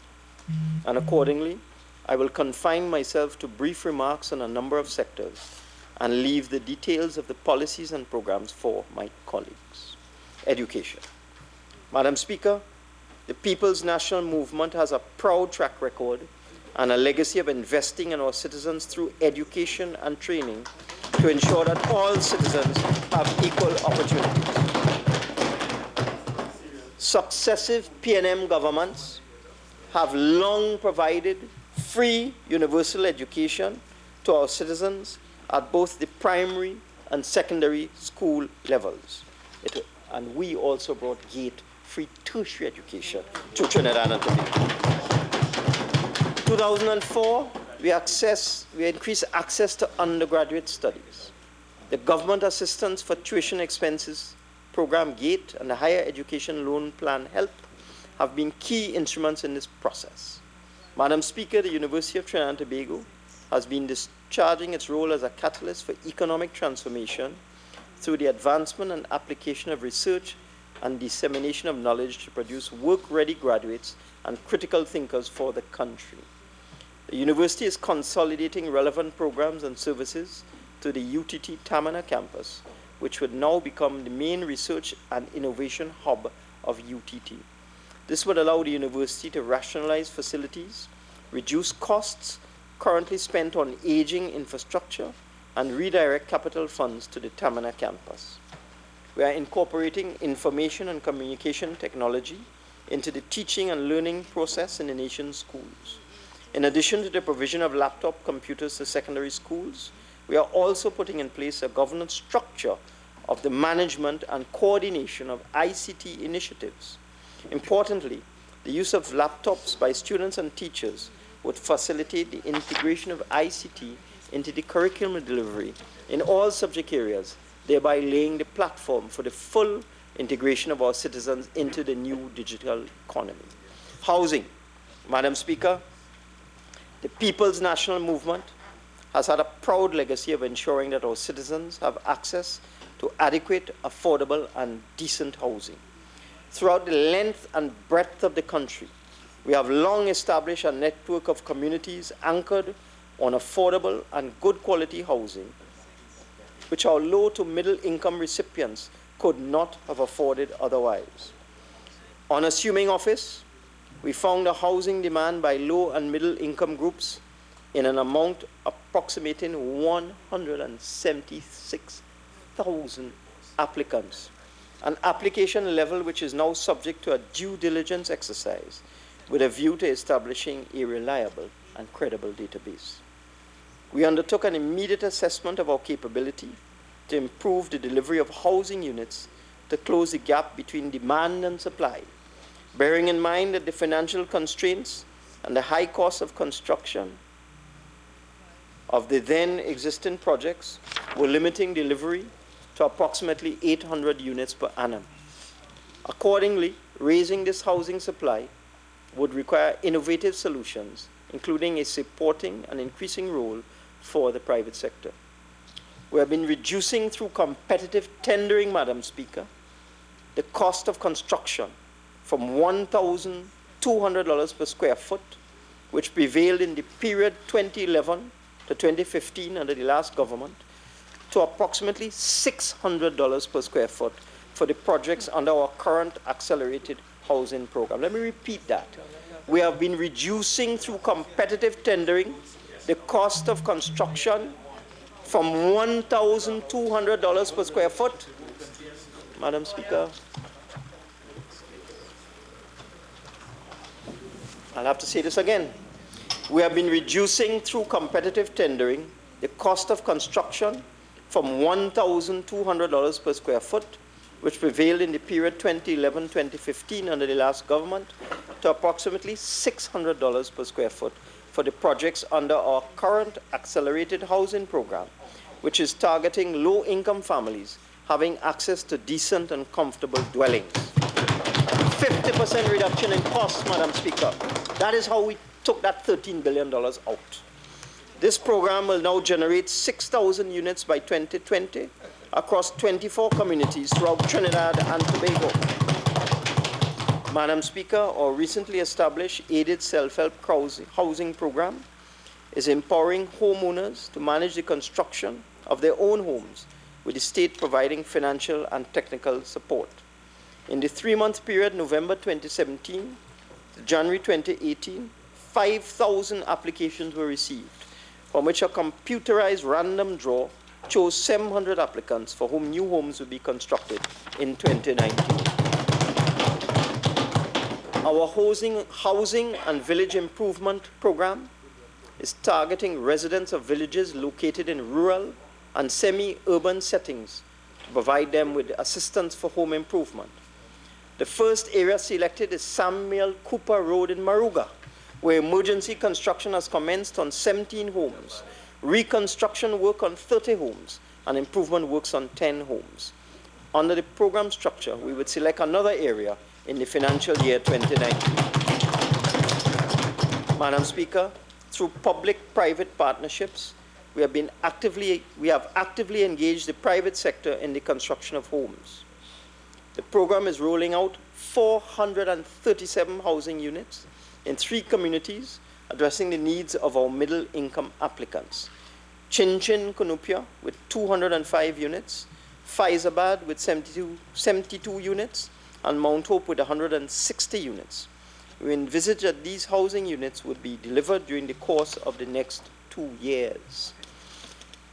However, Madam Speaker, we have to overcome the financial constraints to ensure that we can improve the supply of housing to meet the extraordinary demand by our low-income and vulnerable citizens. Capacity building would deliver 6,000 units by 2020 and thereafter 3,000 housing units per annum. Madam Speaker, the recent oversubscription of the public offering of our $4 billion asset-backed bond provides a window of opportunity for capital raising. Within the limits of our self-imposed and prudent debt benchmark, we intend to tap the domestic capital market to overcome the financial constraints which are impacting and impeding the HTC from expanding its housing construction program. We have established a framework of cooperation and financing among the HTC, the Home Mortgage Bank, and the Trinidad and Tobago Mortgage Finance Company to ramp up the financing for the housing construction program, to deliver the existing portfolio of 6,000 units by the year 2020, and thereafter to deliver an annual amount of 3,000 units. New interest-bearing housing bonds in an initial amount of $1.5 billion would be offered by the government to the national community to fund the accelerated housing construction and to finance the subsidy arising from the 2% interest rate for low-income mortgages. Allow me to share some brief details. And, Madam Speaker, I will share with the national community the detailed features of this housing bond upon its final conceptualization. However, simply put, the intention is that citizens who invest in housing bonds will be given preference in the allocation of new HTC housing and will be able to assign the full value of their bonds to the government in order to reduce the purchase price of their housing units. This will serve the dual purpose of encouraging national savings and giving first-time home owners much-needed access to affordable housing.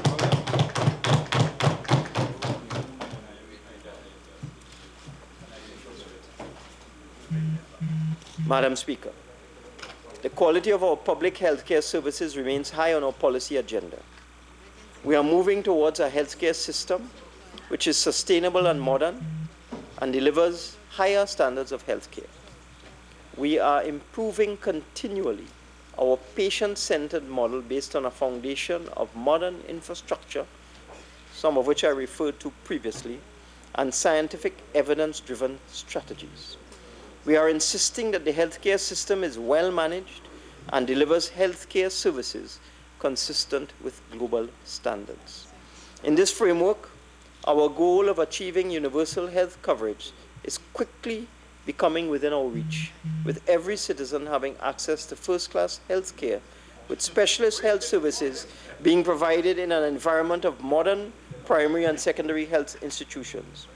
As I outlined earlier, we're expanding, upgrading, and modernizing health facilities across the country. In addition to those already mentioned, a new health center is being built in Diego Martin, and renovations and upgrades are taking place on the St. James Medical Complex, the St. Anne's Hospital, the Port of Spain and San Fernando General Hospitals, as well as the Cowra and Sangre Grande hospitals. Madam Speaker, We have achieved the maternal and child health sustainable development goal for the region of the Americas well ahead of the target year of 2030 set by the World Bank. This achievement is due to our own emphasis on improving health and building human capital as fundamental to economic development and growth. Madam Speaker, this milestone achievement of achieving maternal and child health goals has been recognized by the President of the World Bank, who has asked the government of Trinidad and Tobago to present the model being pioneered. Rima, even though you're sitting back, your disturbance is not escaping me. Madam Speaker, it is difficult with Naparima disturbing me in this childish manner. This milestone achievement has been recognized by the President of the World Bank, who has asked the government of Trinidad and Tobago to present the model being pioneered by Trinidad and Tobago at the next annual meeting of the International Monetary Fund and the World Bank in mid-October this month in Bali, Indonesia. Well done, Minister Colm. At that meeting, the World Bank would launch a new human capital index with an accompanying human capital project. And this forum would serve as a platform for countries to share experiences in advancing human capital. Well done. Social agenda. Madam Speaker, we have been reviewing the expenditure on our social services, and the World Bank has conducted a public expenditure review aimed at improving efficiency in expenditure and delivery, and ultimately the generation of budgetary savings. The food card program has been subject to extensive verification and evaluation to remove cheaters. Through a program of direct engagement and advertising, we were able to remove 18,000 ineligible individuals from the program. And in the process, establish a new database of 24,330 households who receive food support at an annual expenditure of 139.7 million, generating 150 million in budgetary savings. We have saved $150 million just by removing cheaters from the food card program. We are now ensured that food support is reaching individuals and families who are in need and who are in vulnerable situations and experiencing difficulty in meeting their nutritional needs through limited or no income. This notwithstanding, the program is of short-term assistance. We are undertaking reviews every 6 months to determine whether beneficiaries have moved from the state where they were on entry to the program and whether they can now stand on their own. To improve access, we have established a new debit card system for the beneficiaries, with the newly established recertified base being transitioned to the new debit card to access food support. Public assistance grants, Madam Speaker, are being delivered to 22,861 persons at a cost of $340.8 million per year. Senior citizens' pensions are being provided to close to 95,300 senior citizens at an annual cost of $3.5 billion, Madam Speaker.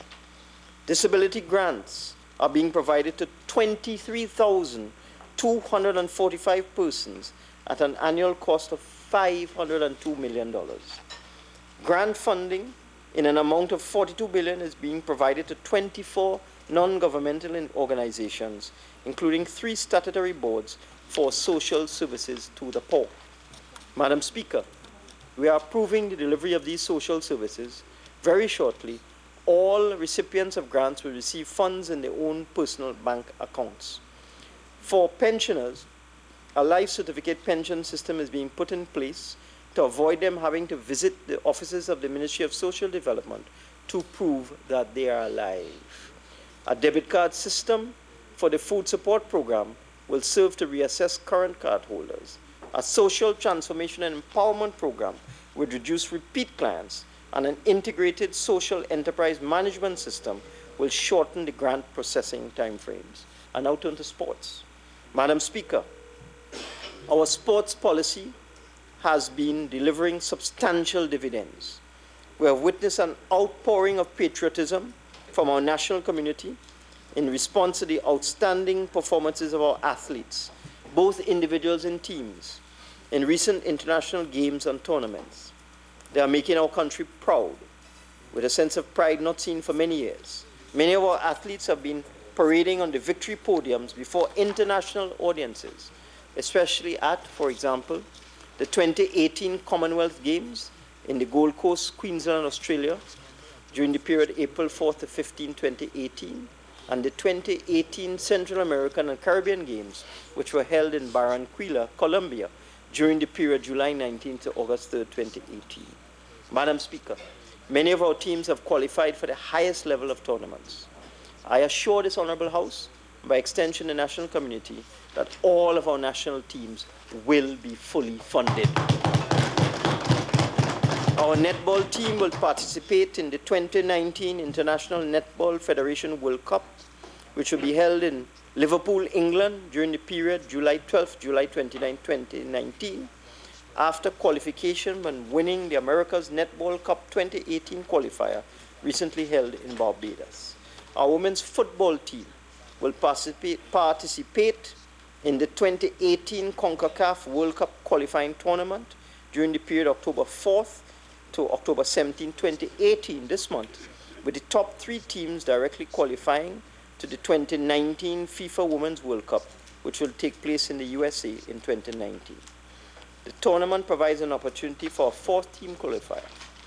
Our women's volleyball team is now participating in the Fédération Internationale de Volleyball World Championship, which is taking place in Japan. Trinidad and Tobago is the first English-speaking country in the Caribbean and the first member of the Caribbean Zonal Volleyball Association to participate in that prestigious competition. Madam Speaker, I wish to salute our elite athletes who participated in these games or who received medals at these international events. They have been and will be well rewarded under our reward and incentive program, and our own expectation is for a significant medal haul at the 2020 Olympics in Japan. Safety and security. Madam Speaker, the recent appointment of a Commissioner of Police is setting in train a framework for transforming and modernizing the Trinidad and Tobago Police Service. We are well aware that the image of the Trinidad and Tobago Police Service has been severely criticized over the last few years.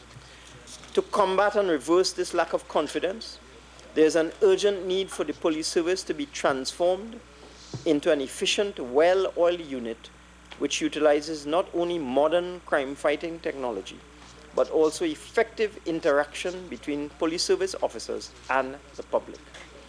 We are working with the Commissioner of Police on a number of initiatives to improve the capability and effectiveness of the police service. Firstly, we are restructuring the police service. There are several arms of the police service established in the 1960s, which are no longer critical or as relevant to today's crime environment. Greater emphasis is now being placed on electronic and cybercrime. Our new-look police service would reflect a more computerized and technology-savvy workforce with improvements involving a capability analysis of the resources of the police service. This will involve human, physical, and technological resources, identification of internationally accepted standards and benchmarks, and solutions for identified resource gaps, either by redeployment or by acquisition. Madam Speaker, we are in the process of establishing the Trinidad and Tobago Police Service Operational Command Center, which will ensure daily command and control of all operations, design patrol methods, and ensure proper management and accountability of every patrol and every action taken by the police service. This will involve the establishment of a real-time monitoring mechanism for all police vehicles. The Operational Command Center will be manned 24/7 by command center staff. Emergency call center 999-999-911 calls will be received, prioritized, and managed from the proposed Operational Command Center. The Operational Command Center will monitor and manage all major national events. Madam Speaker, we are also restructuring the Emergency Call Center 999-911 system. This system has not been providing the citizens of Trinidad and Tobago with the service which is expected from an emergency call center. There have been numerous reports of persons waiting inordinate lengths of time for responses or receiving busy signals when attempting to seek help in situations of distress. The current operational structure is being reviewed, and where necessary, it will be adjusted to ensure that the system is aligned with international best practice. We will relaunch the system shortly, with the primary objectives being the reduction in waiting times for our citizens and visitors. Madam Speaker, the Minister of National Security has already begun working on ensuring the maximum utilization of the National Operations Fusion Center, which will ensure that the police service keeps in contact and liaises with all other protective agencies, such as Customs and Excise, Immigration, the Strategic Services Agency, the Defense Force, prisons, fire, ODPM, etc.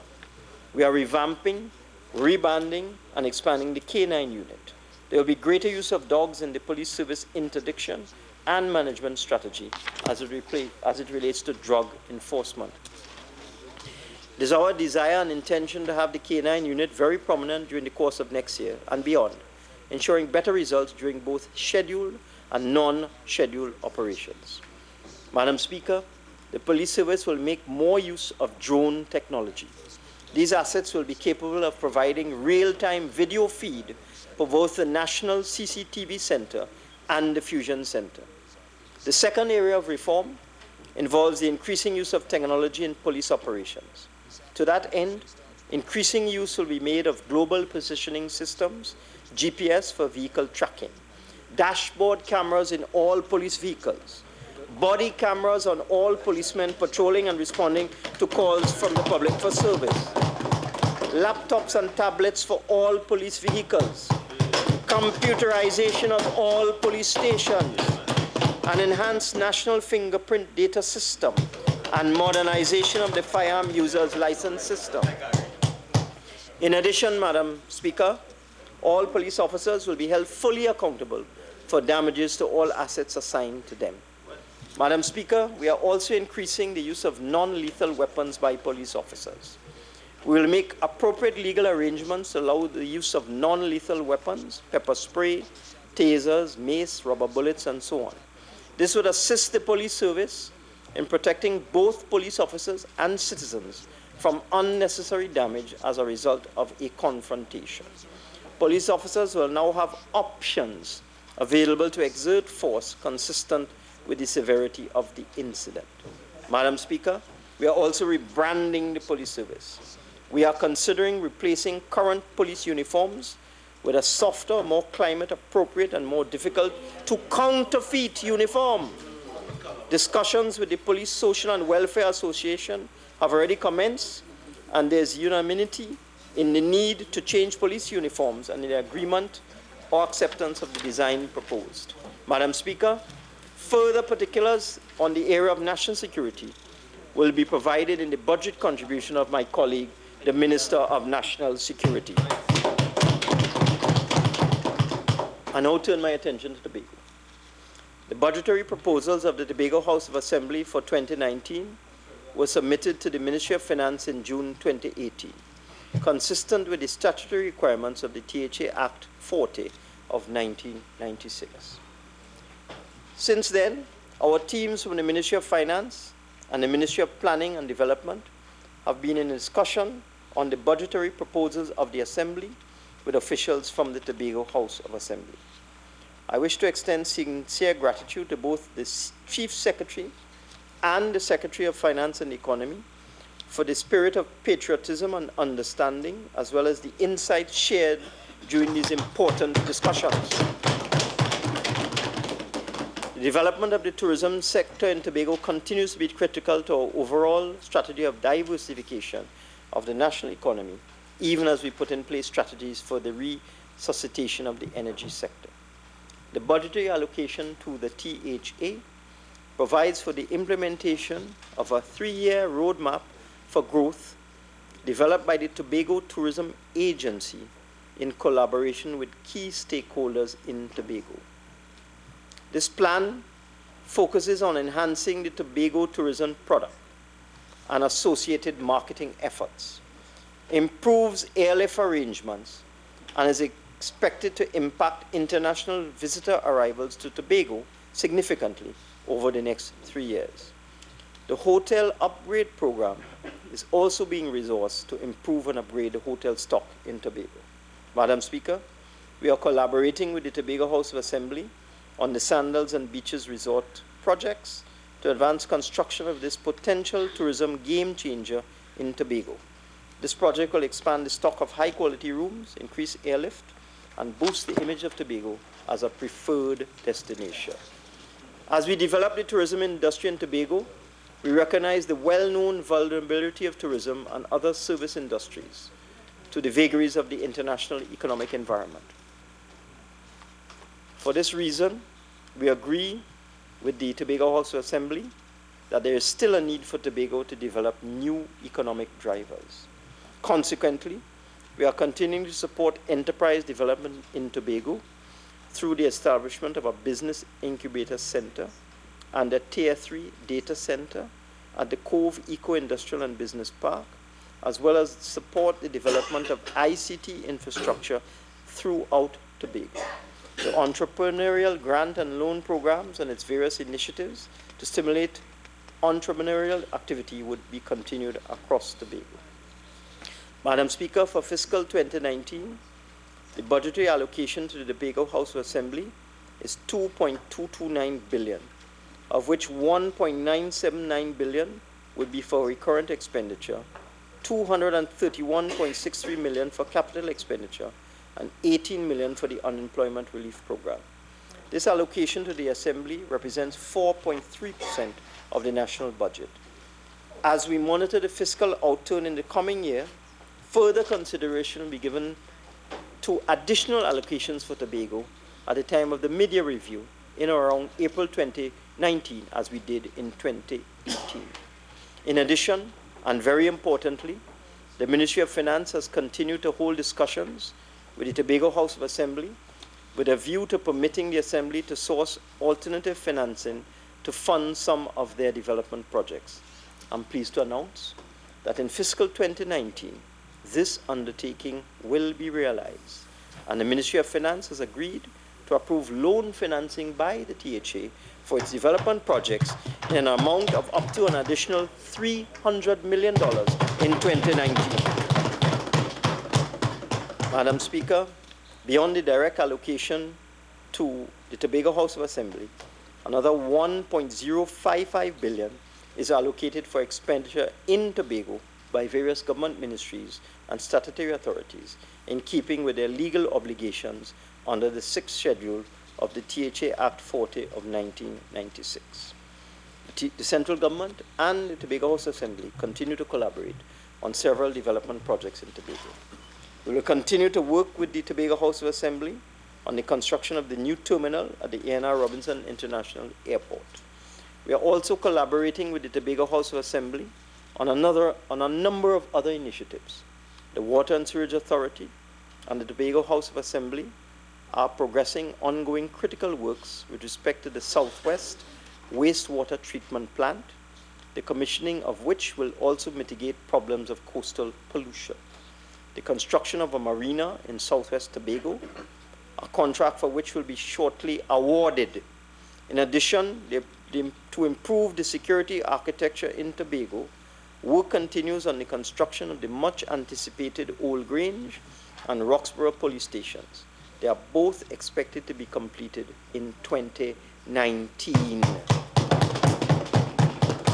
Madam Speaker, I'm also pleased to announce that the legislation to grant self-government to the Assembly has been through a joint select committee process and is expected to be brought to Parliament soon for debate. This bill promises greater financial flexibility to the Tobago House of Assembly in the management of its fiscal affairs and gives it greater predictability in developmental planning for Tobago. We also intend, in consultation with the THA, to make it simpler and faster for foreign investors to acquire property in Tobago through suitable amendments to the governing legislation or the regulations and guidelines. I now come to the estimates of revenue and expenditure for fiscal 2019. We have adopted an approach to economic management anchored on a framework of sequenced and gradual adjustment, yet entailing prudent macroeconomic policies and a stable exchange rate. Madam Speaker, the main transformations which we are continuing in this budget are to rationalize expenditure by bringing it to a sustainable level, including capital spending, and in the process develop a system of transparent and responsible expenditure. For fiscal 2019, therefore, total revenue has been budgeted at $47.724 billion, up from $42.618 billion or $5.106 billion from the estimated outturn in 2018. In this context, it must be noted that core revenue from taxation, both in the oil and non-oil sectors in 2018, was $5 billion more than in 2017, Madam Speaker. This $5 billion increase in revenue was no easy task. Total expenditure for fiscal 2019 has continued to be contained and is budgeted at $51.776 billion, a small increase of $2.897 billion over the fiscal 2018 outturn of $48.879 billion, but significantly lower than the peak expenditure of $62.839 billion achieved in 2014. This is a substantial reduction in expenditure from the 2014 peak level of $62.839 billion, a reduction of $11.063 billion, or 21.4%.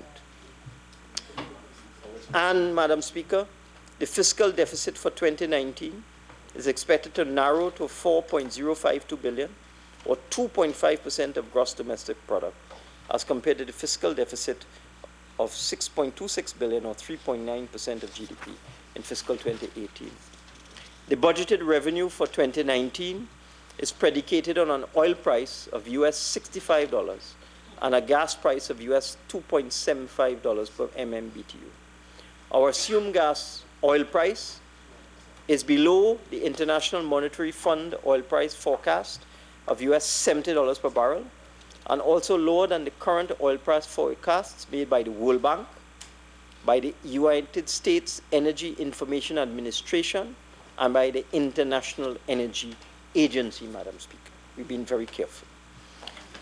Based on these assumptions, we are projecting total revenue at $47.724 billion, oil revenue at $9.518 billion, non-oil revenue at $35.197 billion, and capital revenue at $3.009 billion.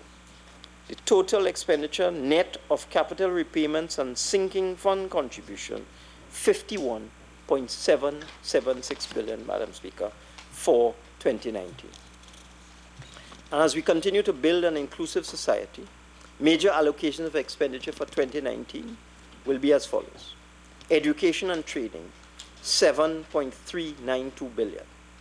National security, $6.120 billion. Health, $5.695 billion. Works and transport, $3.546 billion. Public utilities, $3.182 billion. Rural development and local government, $1.76 billion. Housing, $1.033 billion. And agriculture, $0.78 billion, or $780 million. Madam Speaker, we are continuing to review all available financing options for financing the fiscal deficit, preferring in the process to adopt such non-debt creating financing as might be available. We will seek to raise domestic financing on the capital market in a net amount equivalent to $3.826 billion and external financing in a net amount of $0.226 billion.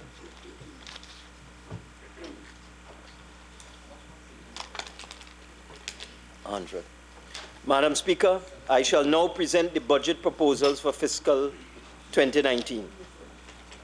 Fuel subsidy. Madam Speaker, in the context of the new market-based arrangement for the import of refined petroleum products, we are taking steps to liberalize the domestic fuel market with the aim of improving the efficiency of energy use in the country through an improved allocation of resources in the domestic fuel market. The deregulated market will bring to an end the system of fuel subsidies which were introduced in 1974 with the enactment of the Petroleum Production Levy and Subsidy Act, when the price of gasoline, including the price of diesel fuel, became subject to administrative control through relevant sections in the Petroleum Act, Chapter 62.01. Children. Madam Speaker, the stated objective in 1974 was clear. Consumers, in particular low-income groups, were to be protected from volatile and high fuel prices with consistent access to affordable fuel. The Petroleum Production Levy and Subsidy Arrangement finances subsidy through a 4% cap on the income of oil companies. However, Madam Speaker, as oil prices rose, the government complemented the financing of the oil companies by subsidizing the price of gasoline and diesel, among other things. And in just the last 16 years, this subsidy has been provided at great financial cost of over $29 billion over the period 2002 to 2018. Let me repeat that. The fuel subsidy has been provided at a cost of over $29 billion over the period 2002 to 2018.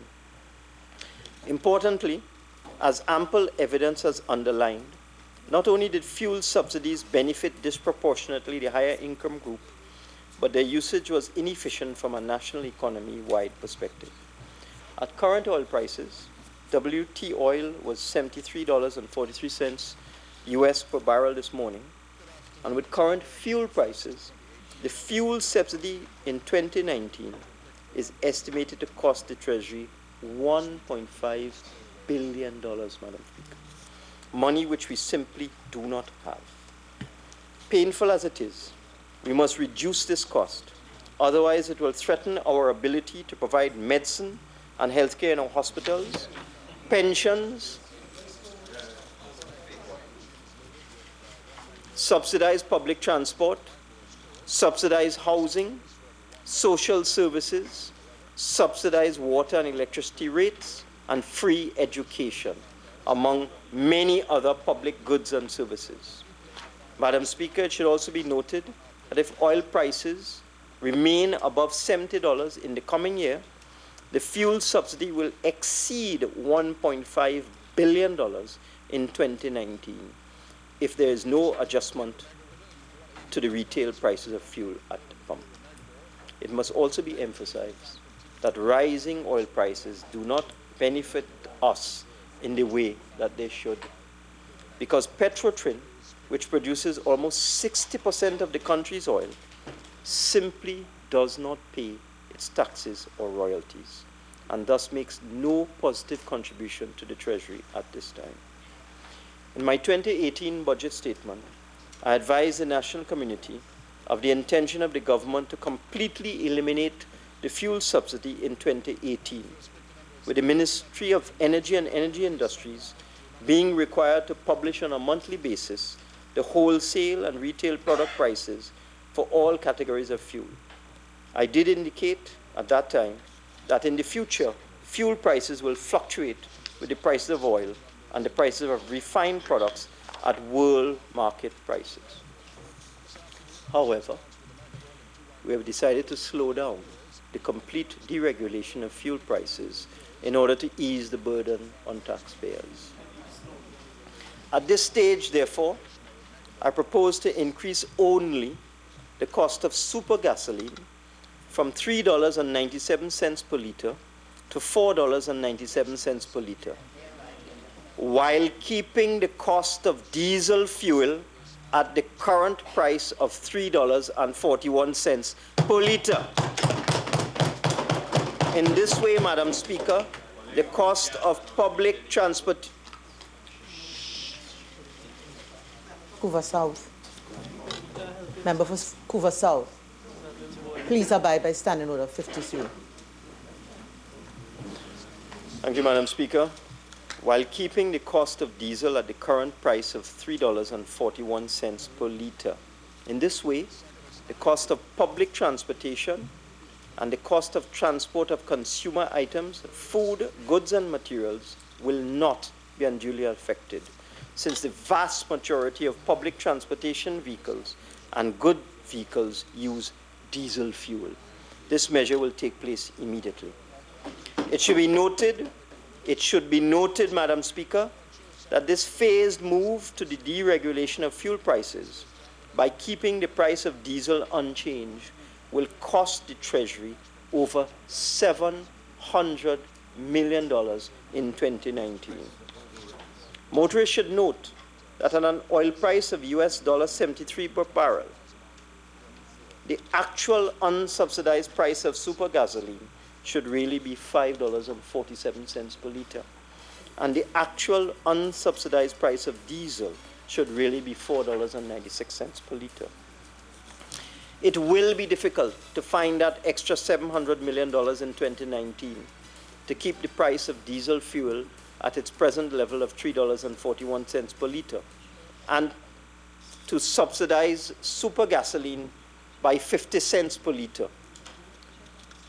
But the government is of the view that any adjustment to market prices for fuel must be gradual. We will also, Madam Speaker, continue to subsidize the price of LPG, cooking gas, in order to assist the poor and vulnerable groups. It is also noteworthy that when the importation of fuel begins within the next few months, the diesel fuel sold in Trinidad and Tobago at heavily subsidized prices will be of a much higher quality than the diesel produced by the Petrotrin refinery, with a substantially low sulfur content. Indeed, ultra-low sulfur diesel fuel enables the use of cleaner technology diesel engines and vehicles, resulting in significantly improved air quality, better engine performance, and improved fuel consumption. I also wish to repeat the recent assurance given by Petrotrin that everything is in place to supply fuel after the refinery closes. There is absolutely no need for concern, since Petrotrin's storage capacity for fuel at Pointe-à-Pierre is more than adequate to satisfy our local needs. Further, the refinery is being closed on a phased basis with the termination of fuel production on October 15, 2018, but with significant quantities of fuel in storage. In due course, Petrotrin will import all of the required types and grades of fuel and supply the National Petroleum Marketing Company, NP, and United Independent Petroleum Marketing Company, UNIPET, and by extension the petroleum dealers in the same way that they are supplied now. The government will fix the price at the pump and pay the subsidy as determined, as it does now. There is no mystery in any of this, Madam Speaker. Public service pension. Madam Speaker, we have been concerned with the delay and extended delivery of pensions to our public servants who retire after years of meritorious and dedicated service. We are at an advanced stage of improving the administrative arrangements to enable a much more efficient delivery of pensionable services to our retirees. Our goal is for citizens to retire today and to receive their pensions tomorrow. In the interim, and until their final pensions and gratuities are determined, I propose to pay the minimum public service pension of $3,500 per month immediately upon retirement of the public servant. This, coupled with the $3,000 NIS pension per month, will provide significant and early financial relief for 1,500 public servants who took compulsory requirement, were entitled to pensions, and had a minimum of 10 years service. This group of public servants include the civil service, the teaching service, the protective service, and the legislature. This measure will take effect on the 1st of January 2019 and will cost $63 million. This amount will also address outstanding pension payments. It is to be noted, Madam Speaker, that this measure is not intended to be permanent, and we intend to move aggressively in 2019 to improve the efficiency and completeness of the pension and leave record system across the public service to ensure prompt payment of pensions to public servants upon retirement.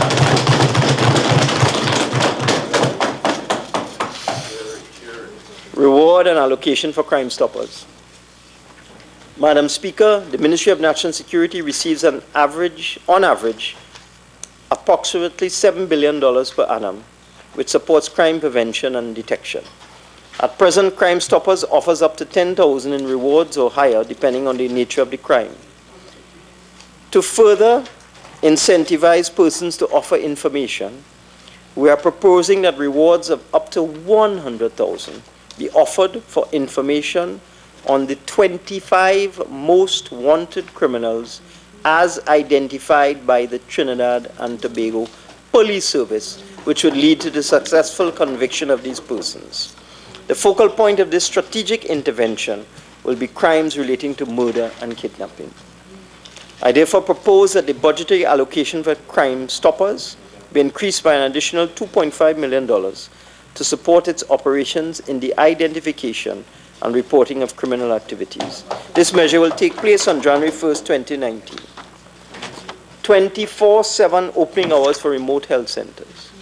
Madam Speaker, we acknowledge the significant health challenges which are faced daily by remote communities. The government is proposing to have those health centers located in remote areas opened on a 24/7 24-hour, 7-day basis in an effort to deal with community members who have to traverse long distances to a public health facility in an emergency situation. As an initial step, I propose that 3 health centers located in Grand Riviere, Blanchisseuse, and Cedros would remain open on a 24-hour, 7 days basis. During the course of this fiscal year, I will give due consideration to have other rural health centers operate on a similar basis. Madam Speaker.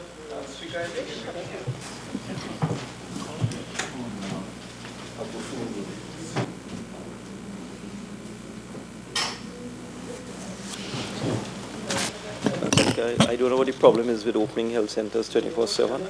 As an initial step, I propose that 3 health centers located in Grand Riviere, Blanchisseuse, and Cedros would remain open on a 24-hour, 7-day basis. During the course of this fiscal year, I will give due consideration to have other rural health centers operate on a similar basis. This measure will take effect on the 1st of January 2019. Penalties under the Children's Act.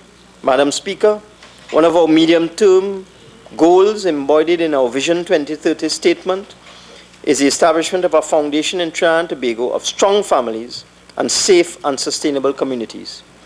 Embedded in this philosophy is the protection of our nation's children, our greatest asset. However, during the period May 2015 to April 2018, 14,581 cases of child abuse were reported to the Children's Authority. Of that amount, 14,581 cases of child abuse reported to the Children's Authority over the 3-year period, May 2015 to April 30, 2018. Of that amount, 415 reports were made in Tobago.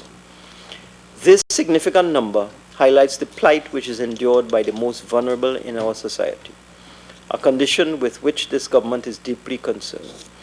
I therefore propose to increase by 100% all fines in connection with the prevention of cruelty to children as detailed in the Children's Act. This measure will take effect on January 1st, 2019. Stamp duty. The government acknowledges the adverse effects which rising real estate prices have on the securing of homes, especially for our nation's young families. In order to provide for adequate and affordable housing for our population and to help young families to own their first home, I propose to amend the stamp duty threshold for residential property by increasing the threshold for residential properties from the current $850,000, on which no stamp duty is liable, to $1.5 million for first-time homeowners. This measure, the waiver of stamp duty on the acquisition of a first home, will save first-time homeowners up to $37,000 in stamp duty and can benefit up to 1,000 families per year. It will cost the government $12.5 million per year in revenue foregone and take effect on the 1st of January 2019. Penalties under the Litter Act. Madam Speaker, the Litter Act of 1973 was conceived to protect the environment from the harmful effects of citizens and corporations from the disposal of waste and effluent. Given the ongoing challenges with flooding, the government will pursue a zero-tolerance approach to littering. I propose a 100% increase in all penalties under the Litter Act. These measures will require amendments to the Litter Act to take effect on January 1st, 2019. Similarly, Madam Speaker, our dry season is well known for generating bush and forest fires, which impact negatively on vegetation, soil, water, air, and the ecosystem in general. They also compound the effects of flooding as the surface runoff is intensified by the stripping of hillside vegetation, leading to a rapid accumulation of water in our waterways. According to the fire authorities, in the past 5 years, over 9,000 bushfires occurred, with the major contributors being individuals. Together with increased enforcement and in an effort to mitigate the acts of these individuals, I propose to increase the fine from $1,000 to $5,000 on the Agriculture and Fires Act for committing such an offense. This measure will take effect on January 1st, 2019. Compliance with the Board of Inland Revenue.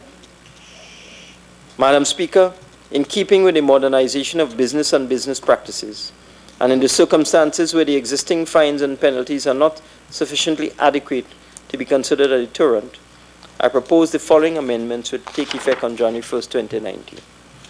Under Section 98(2)(b), Collection and Recovery of Tax, to increase the penalty fines from $3,000 to $10,000 for submission of incorrect information in TD1s regarding fraudulent documents to support claims. Under Section 5A(2)(c), Income Tax Act, Chapter 7501, Business Levy, to provide equity in taxation, the threshold for a self-employed individual subject to business levy to be increased from $200,000 to $360,000. Under Section 119, Income Tax Act, Chapter 7501, to increase the penalty for the offenses in respect of fraud from $50,000 to $250,000, as the current sanctions are inadequate. And under the Registration of Clubs Act, Chapter 2101, the rate of interest for late payment of taxes is being increased from 15% to 20% per annum in order to harmonize late payment interest rates under legislation administered by the Board of Inland Revenue. Enhancing revenue collection.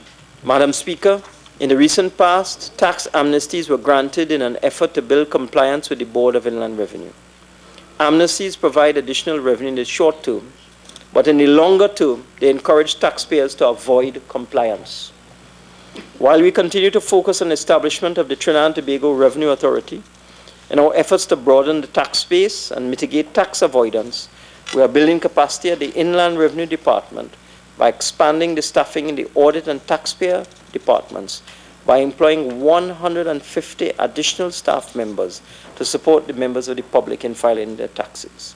These new officers will support the existing staff by visiting all areas in Trinidad and Tobago with a targeted focus on the self-employed, including doctors, lawyers, accountants, and other professionals, as well as small and medium-sized organizations, with a view to making good on the revenues due and receivable to the state. We are also building capability in the Customs and Excise Division to ensure that tax collection reaches optimum levels.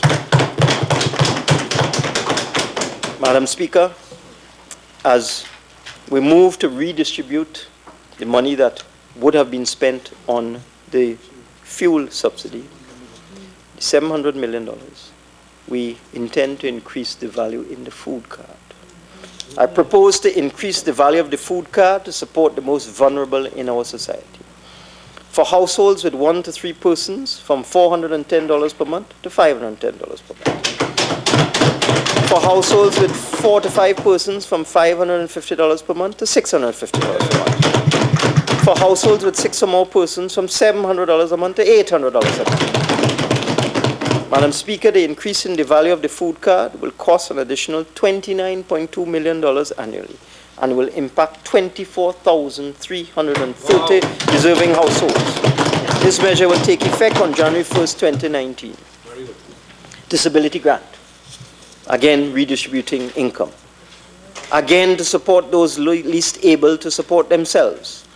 We propose to remove the age eligibility for the disability grant under the Public Assistance Act to allow children under the age of 18 to access the grant. Currently, 1,024 disabled and special needs children receive grants of $800 under the Special Child Grant and $1,150 under the Public Assistance Grant.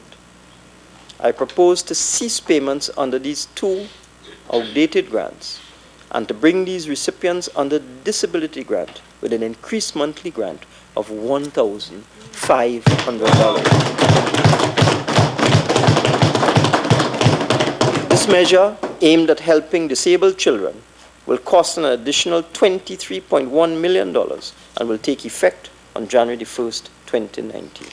Madam Speaker, again to help our disabled community, differently abled community, I propose also to increase the disability grant for recipients 18 years and older from the current $1,800 to $2,000 a month.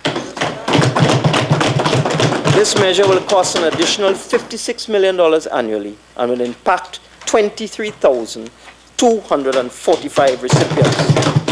This measure will take effect on the 1st of January 2019. Public Assistance Grant, Madam Speaker, again targeting the poor and vulnerable. I propose to increase the Public Assistance Grant by $150 as follows. For one person, from $1,150 per month to $1,300 a month. For two persons, from $1,400 a month to $1,550 a month. For three persons, from $1,600 a month to $1,750 a month. For four more persons, from $1,750 to $1,900 a month. This measure will cost an additional $41.4 million per year and will impact 22,861 persons. This measure will take effect on January 1st, 2019. Cap on senior citizens' pensions. Madam Speaker, we are continuing to improve the well-being of our elderly by increasing the cap on joint incomes received by retirees in respect of national insurance and old age pensions. The new cap will now be $6,000, Madam Speaker, thus allowing a person in receipt of both an NIS pension and a senior citizen's pension to receive $3,000 a month from the NIS and up to a further $3,000 a month in the senior citizen's pension. Madam Speaker, this measure will not only benefit 27,263 elderly individuals from the existing senior citizens grant base of 95,300 individuals, but would add over 2,000 persons to the senior citizens net, bringing it to over 97,000 elderly individuals in receipt of a pension from this PNM administration. More than 10,000 more than when we came in. The cost of this adjustment is $194 million, but we think it's money well spent, and the measure will take effect on the 1st of January 2019. Tax allowance for tertiary education. And again, Madam Speaker, we have not removed the entire fuel subsidy. We are absorbing $700 million and redistributing the other $700 million to the poor and vulnerable and the middle class. Tax allowance for tertiary education. Madam Speaker, in order to build a prosperous and successful future, we need a population based on an educated and productive workforce. Therefore, the government will increase the allowance for tertiary education expenses from $60,000 a year to $72,000 a year to take into account the prohibitive cost of overseas education. This measure will benefit approximately 4,000 persons and will involve an additional cost of $15 million and will take effect on January 1st, 2019. Madam Speaker, these fiscal measures are designed to improve the welfare and livelihood of our working and vulnerable families. The cost has been estimated at $423 million per year. And these measures will help 156,000 350 members of our national community, including our senior citizens, our retirees, our working families, and major vulnerable groups. And I turn now to the manufacturing sector, foreign exchange earnings tax credit. As we are seeking to expand the non-energy sector in our objective to diversify the economy, we have recently established a number of facilities to promote non-oil exports, including the Exim Bank facility, the Business Development Incentive Program, and the Agriculture Financial Support Program. I propose to strengthen the framework for boosting non-energy exports and for generating foreign exchange by introducing an incremental foreign exchange earnings tax credit for the manufacturing sector, in particular for agriculture and agro-processing, food and beverages, non-energy and non-petrochemical products, and any other businesses approved by the Minister with the responsibility for trade and industry. The appropriate legislation to give effect to this measure will be introduced in the Parliament during this fiscal year.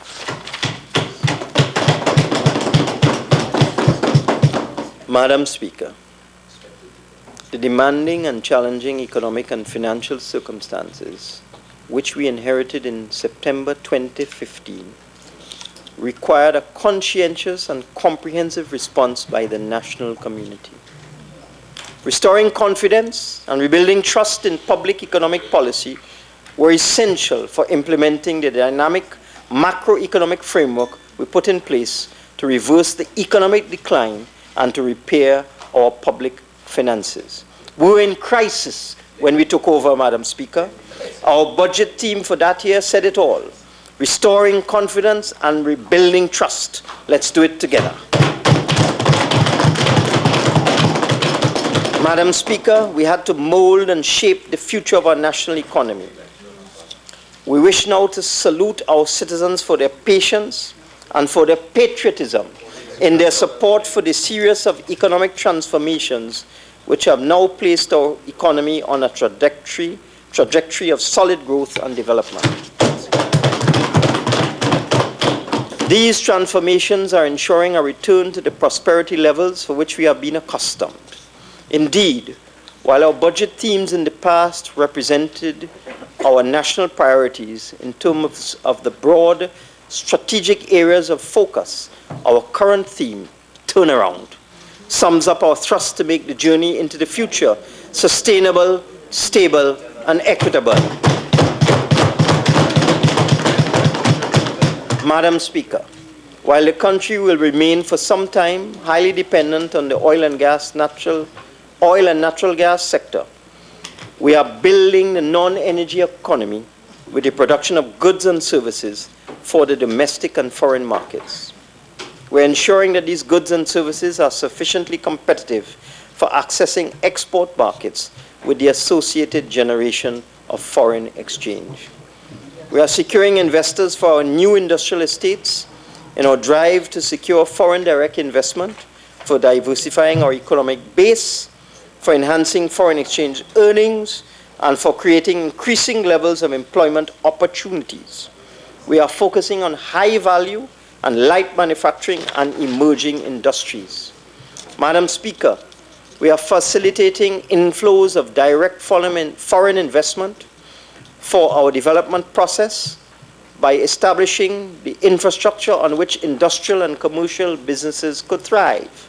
Our network of roads and highways, our new airport terminal in Tobago, our domestic and external telecommunications, our water and electricity supply, our modern and relevant education system, higher standards of health care, access to affordable and adequate housing, and a sound financial system, well capitalized, highly profitable, and very liquid. Madam Speaker, an essential condition for creating the potential for higher output growth and an improved standard of living has been anchored on our stabilizing economy with an appropriately sequenced fiscal policy which is aimed at achieving approximate fiscal balance over the medium term. We have achieved this objective by improving the buoyancy of tax revenue through stronger collection and tax administration efforts, and tight control over public expenditure, which is framed over the medium term. Madam Speaker, our main task now is to satisfy the rising aspirations of the needs of our society through the self-imposed recovery, growth and transformation program. Preserving the tolerance of our society and the stability of the economy, which have always been in the best interests of this multicultural society, will represent the fundamental requirement for meeting this challenge and for securing the interests of all our citizens. In our first 3 years, Madam Speaker, in our first 3 years, we have achieved the Herculean task, Herculean feat of stabilizing our vulnerable economy in the face of a $20 billion drop in annual revenue.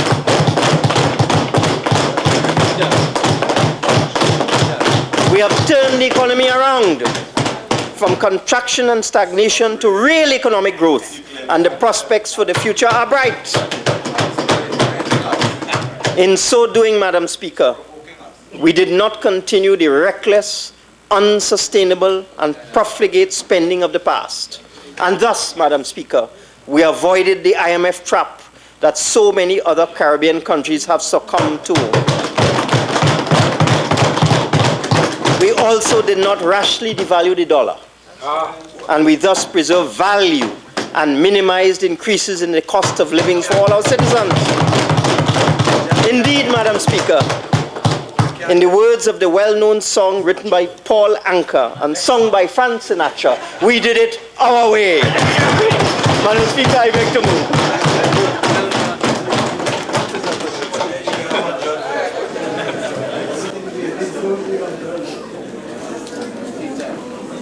Minister of Finance.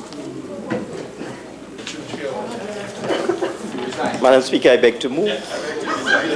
And in accordance with Standing Order 81-4, I wish to advise that the debate on the budget will resume on Friday, the 5th of October, 2018. I thank you, Madam Speaker. Leader of the House. 10 a.m.? The leader will deal with Leader that. of the House. Thank you very kindly, Madam Speaker. Madam Speaker, I beg to move that this House do now adjourn to Friday, the 5th day of October at 10 a.m. Honourable members, before putting the question on the adjournment, I'm to advise that your budget packages are available for collection at the J. Hamilton Maurice Room, located adjacent to this chamber. Honourable members, the question is that this House do now adjourn to Friday, October 5th, 2018 at 10 a.m. All in favour say aye. Aye. Any against? I think the ayes have it. This House now stands adjourned to Friday, October 5th, 2018 at 10 a.m.